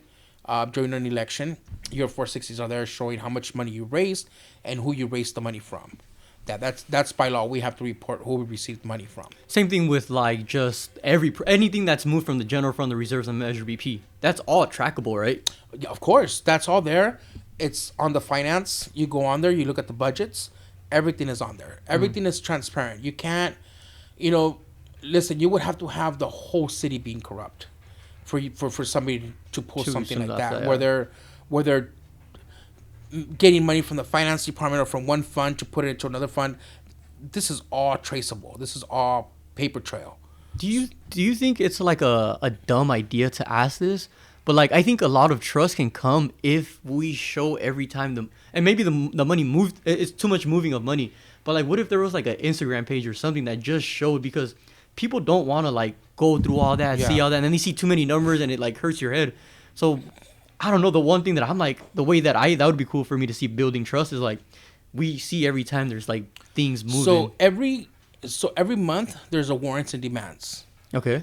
Right, but it's gonna be impossible to put that on social media, because you're looking at. I mean, I'll tell you right now, just by looking at the warrants and demands for this last one, that'll show you every single payment that went out from the city's funds for whatever it was, and it's just pages and pages. I mean, because when I look at the warrants and demands for every council meeting, I'm just like, Jesus. I mean, my eyes end up like this, because there's just, in one page alone, you're just like, there's too many things here. But, it's going to be impossible to place all of that on a actual. But you get what I'm coming at, right? Like, yeah, kind of like to build, because Which, and you have a point there, and I've said, the thing is, obviously a lot of people make things political, and I've always said, look, I don't have a problem, doing a workshop, or not a workshop, but a kind of like a town hall, right? Of just answering questions from the community and explain to them where money went, because I believe that's our responsibility to do that. I mean, I still am a firm believer of that, but I don't have a problem with being transparent, and nobody else does. But there's so much going on and so many moving pieces that are there that you really don't have the time, because I'm going to be honest with you, the community does not make the time to get involved. Yeah, I agree. mean, we've had meetings after meetings, and we're like, dude, what do we get? Like, let's give out free tacos. Like, what do we do to get the community out here? We want their input, and I tell them, like, look, guys, we're looking for your input. We want your input to tell us, how do we move forward on this? So this is warrants and demands just from March, the month of March. So you see this? We have 8 pages. And it's no little task. There's you see how small it is? These are all payments, and this is all public record. These are all payments that were made, reimbursements, payments. I mean, everything. It just goes to show you how much it costs to actually. Month? Yeah, that's for March. And you can keep that. I mean, that's crazy. This is the staff report with it, and that comes on our agenda packets every month. And it's public records. It's on our website. Anybody can search that up and look what was paid. And, there's times where I look at things like, wait a minute here. Why was this paid? What was this for? Because I don't know what it was paid for. So that's the reason why, it's there. But it's as transparent as possible. And that's one of the things that when we came in 2020, one of the things that we really told staff that we needed to do was we needed to make sure that everything was transparent. We're not hiding anything from anyone. Everything needs to be out there. Look, council meetings are always recorded now. We want to make sure they stay up there. Not when the meeting's over, you take the video down. No, you leave everything there. So if you ever have a question of, how did Danny vote for this? It's there. Go back and look at the vote, the minutes, the recording, whatever it is. Because it's the right thing to do to make sure that our community is aware of everything that we're doing, the decisions that we're making. And look, at the end of the day, are we going to make everybody happy? No. But at the same time, know that we're doing it for the right reasons. And if they don't like what we're doing, then I always tell them, look, hold us accountable. Vote us out the next election. If we run for re-election that year, vote us out. The people have the power to keep the people in office or keep them out of office. And, unfortunately, a lot of people don't do enough research, homework, and don't get involved enough to know exactly what's going on. But if somebody asks me like you, I've been very upfront with you since I met you, right? And you ask, hey, what about I answer you straight up. Unless I tell you, and I've told you before, well, those things I really can't discuss because these are, closed session items that I can't discuss about. But whatever I'm free to discuss, I'm an open book. I'll be as transparent as possible. If you need the proof, I'll help you find the proof. And I'll give it to you. There's nothing to hide. And the crazy part is you're not even getting paid for this, huh? Wait, no, I can't say that we're not getting paid for it. Now, if you say, can you support yourself off the payroll, off what you get paid? Absolutely not. So my direct deposit every month is about $1,000, a little bit under $1,100. Nothing. Yeah, no. I would listen. Nothing. That's why I say if you're in this for a living, you're crazy. You are crazy. You're not in this for a living. Look, at the end of the day, if you're gonna do this, you're gonna do it because you really care to make a difference. Listen, and I'm not gonna lie to you. There's times now, I just got reelected, thanks to the residents in November, right, for my second term. Moving forward, and I think a lot of it, taxes. And look, at the beginning of the year, it's always crazy for me. I'm MIA from January to April 15th or May, because I usually try to take the rest of April off to just refresh. Yeah, because if not, I'm gonna go crazy. But I always ask myself, so it's like, why did you? What are you thinking? Like, why would you run again? Like, why would like, what's wrong with you? I love what I do. My business is my business. I love what I do in my business. It keeps us, busy. But I don't, I'm the type of person that I need to be able to do something. I need to keep myself busy, number one. But number two, I need to be able to make sure that I'm fighting for justice, if that makes any sense. Like, I can't sit around with my arms crossed if I see injustices being done. Not that I want to be metiche and get involved in people's conversations. No, absolutely not. But if I feel that there's someone there that can't defend themselves and, they're like being down to, I'm going to speak up for that person. There's people that don't really feel like they have a voice. And I think we have to be the voice for them. And if we're in a position to be able to do so, then why not? And then just learning from what we've done. And look, at the end of the day, being there now, I like what I do. I don't like the spotlight, the speeches, all that. That I can do without. But as far as the work that I do and the research that I do, and yes, although sometimes it could get very overwhelming depending on how much I have going on at that time, I really like what I do because I really feel like I can make a difference, and I'm making a difference, right? I get to meet a lot of different people that probably I would have not met if I wasn't in the position that I'm in. But I think that, making the decisions that we have to make sure that we improve the quality of life and just, our city in general, and driving around the city and seeing things that we hadn't seen before, and so much construction coming up, and just looks like it's really busy instead of like a ghost town, that makes me feel good, because I say, you know what? The city is looking good. The city is improving. We reduced, believe it or not, and, the Tribune had an article on there, but one of my goals when we first came in was reducing homelessness. Like, how are we going to do this? We've got too many people on the streets. And from 2020 to 2024, we were able to reduce homelessness in Baldwin Park by 70%. But that's because we took bold steps. We took steps that people weren't happy with, such as the tiny homes, right? These were things that people were like, you're going to bring more homeless to us and this and that. And look, and I understand some people's concerns, but are they absolutely correct? No. And there's times where we're going to have to do trial and error. And we're going to have to see it, what works and what doesn't, and learn from that. Because us ignoring the problem isn't going to make the problem go away. That's what's going to make the problem bigger. And so I think taking bold steps, and having common sense, man. I'm going to be honest with you. I keep saying common sense because I think nowadays common sense is lacking in a lot of people. And it's unfortunate because that could go a long way. And sometimes you just think to yourself, man, dude, if you just had some common sense, this could have been a whole different situation. And because you lacked it, look where we're at. So it's a lot of work. It's, obviously not, you're not doing it for the pay, but you're doing it because it's a place that you love and that you call home. And I think that anybody living in Baldwin Park, and look, everybody on the city council have been people that have lived here for a long time. You can't say that they're people that, have only lived here 2-3 years. I mean, everybody on the city, I lived here 45 years. Estrada, I don't know, to be honest with you, how long he's lived here, but I want to say he's probably lived here his whole life. I don't even know how old he is anymore, but I think he's probably 30, 31, something like that. Oh, Estrada? Yeah, is he looks younger. No, he just looks younger to me. Yeah, when he got on the council, I think he was 26. So that means that he's probably 30, 31 now. Avila's been here for like 50 years. I think Jean Ayala, Councilmember Ayala, she's been here for about 50 years, I believe. Damn. Lozano, he's been here a year more than I have, because I was here in 1980, and I remember him saying in 1979. So he's been here about 46 years. So everybody in Baldwin Park has been here for many, many years. And I think that we all have the best interest in mind. We may all think differently, and we all may, agree on certain things and disagree on certain things. But for the most part, I don't think I really have a doubt that, we all what's best for the city.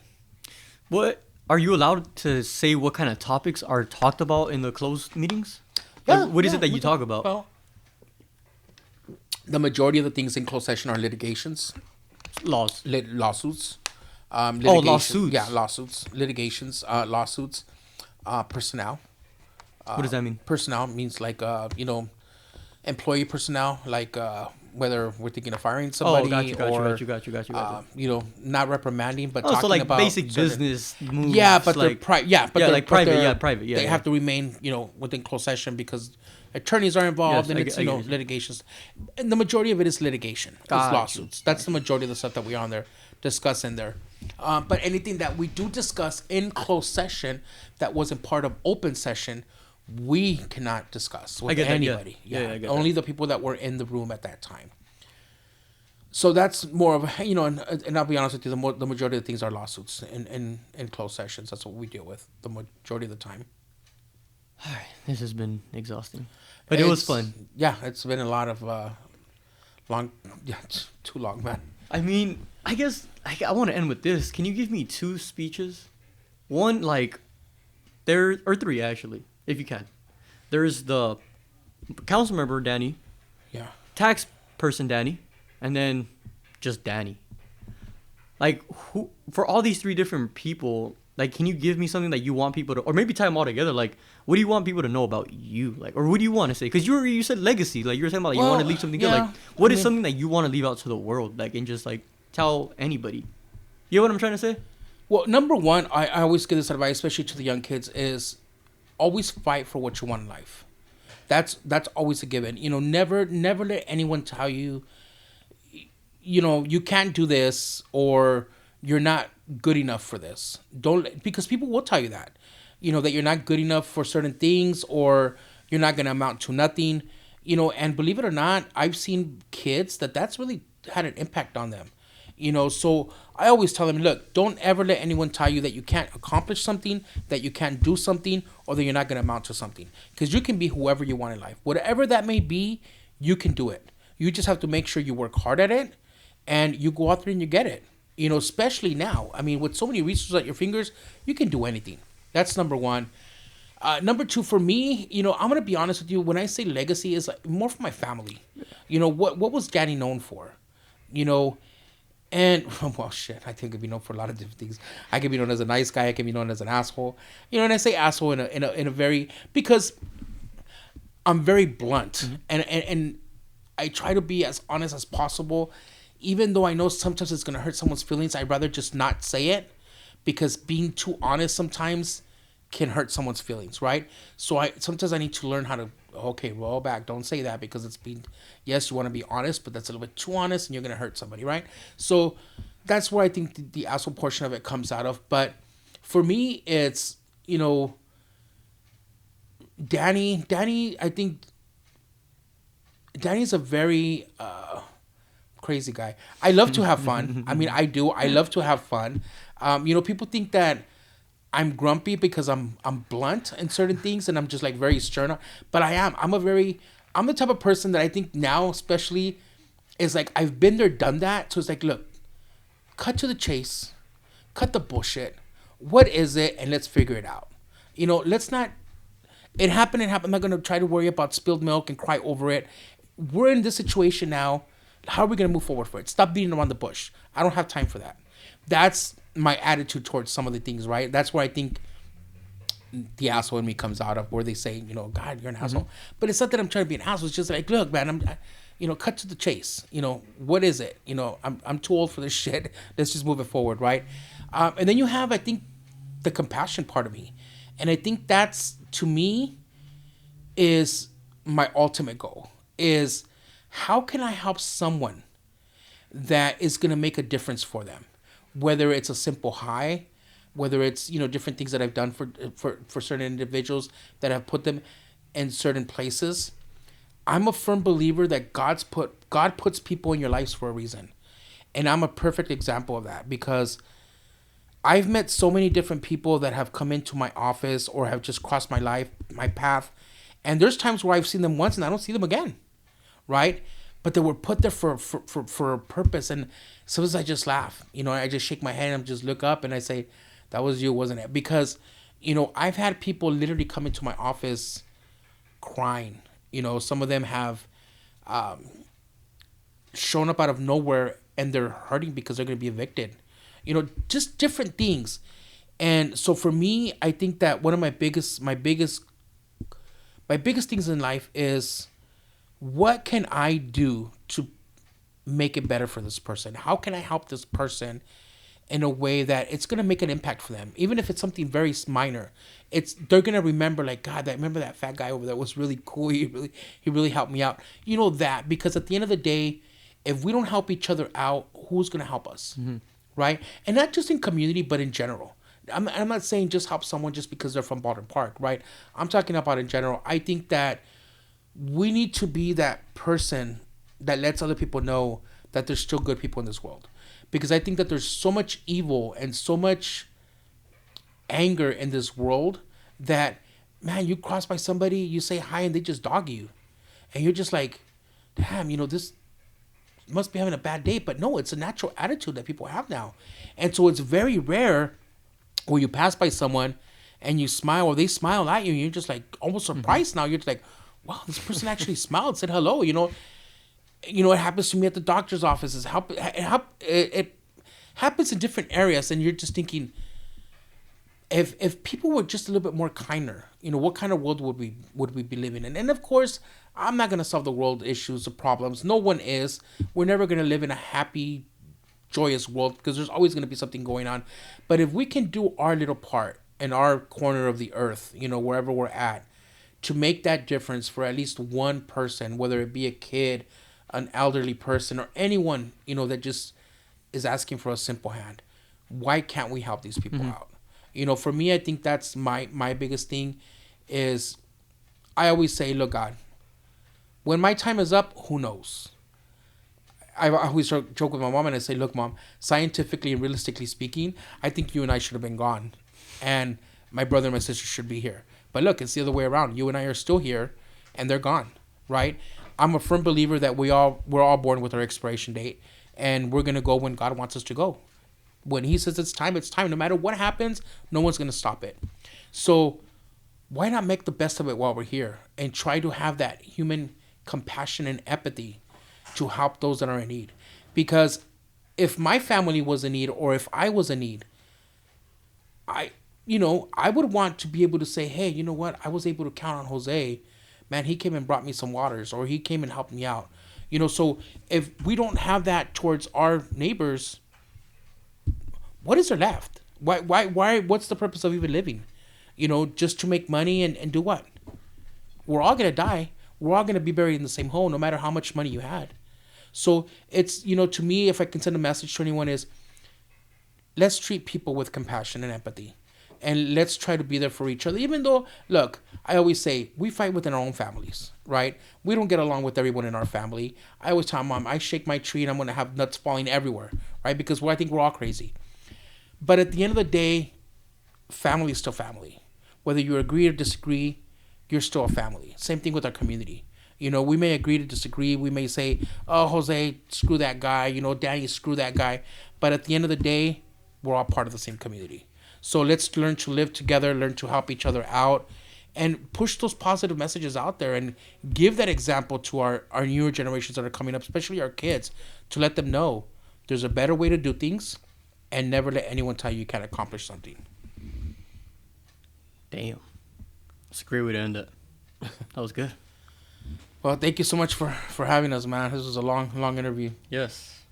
That was good, though. I think people are going to like this. I think this will clear up a lot of, just anything. I think this is the first time that I because this is what I wanted, was, just something to, so people can watch, in the community and be like, oh, we finally got to know someone. Yeah. Because sometimes even when you guys hold those events, it's you guys are at a distance from, the community. Yeah. And that's not, on purpose, but it's just, sometimes that's even, where they have us, even we're afraid to, come up and just, ask you questions or, just... I've had that from some people. They're like, we really know what... I'm like, look, just wave us down, whatever, mm-hmm. There's times they're trying to rush us through there because there's... yeah. Look, bro, when I go to church on Sundays, there's times... I go to church on Sundays and I come out, we're, ramming through there because if not, we'll be there for an hour easily, Yeah. man. Like, oh, I have a complaint about this. Or I have, and I not that I want to be rude, but I'm like, look, I'm coming to church. Like, I Yeah, need to out of come all and ask points, forgiveness for the week that just went by, you know. But I always tell everybody, you know, whatever you guys want to know, if you're out there, whatever, reach out to us. You know, that's what we're here for. At the end of the day, we're not here to run from you guys. You know, we're here to answer questions. Dude, my phone rings all the time from different residents. Yeah. You know, complaints or not, emails, whatever it is. But our job is to address them. You know, whatever it is that we can do, point them in the right direction, or help them out. At the end of the day, that's our job. Yeah. I'm excited for this. That's good. Thank you, Daddy. All right, man. Thank you for having us. This was a long one.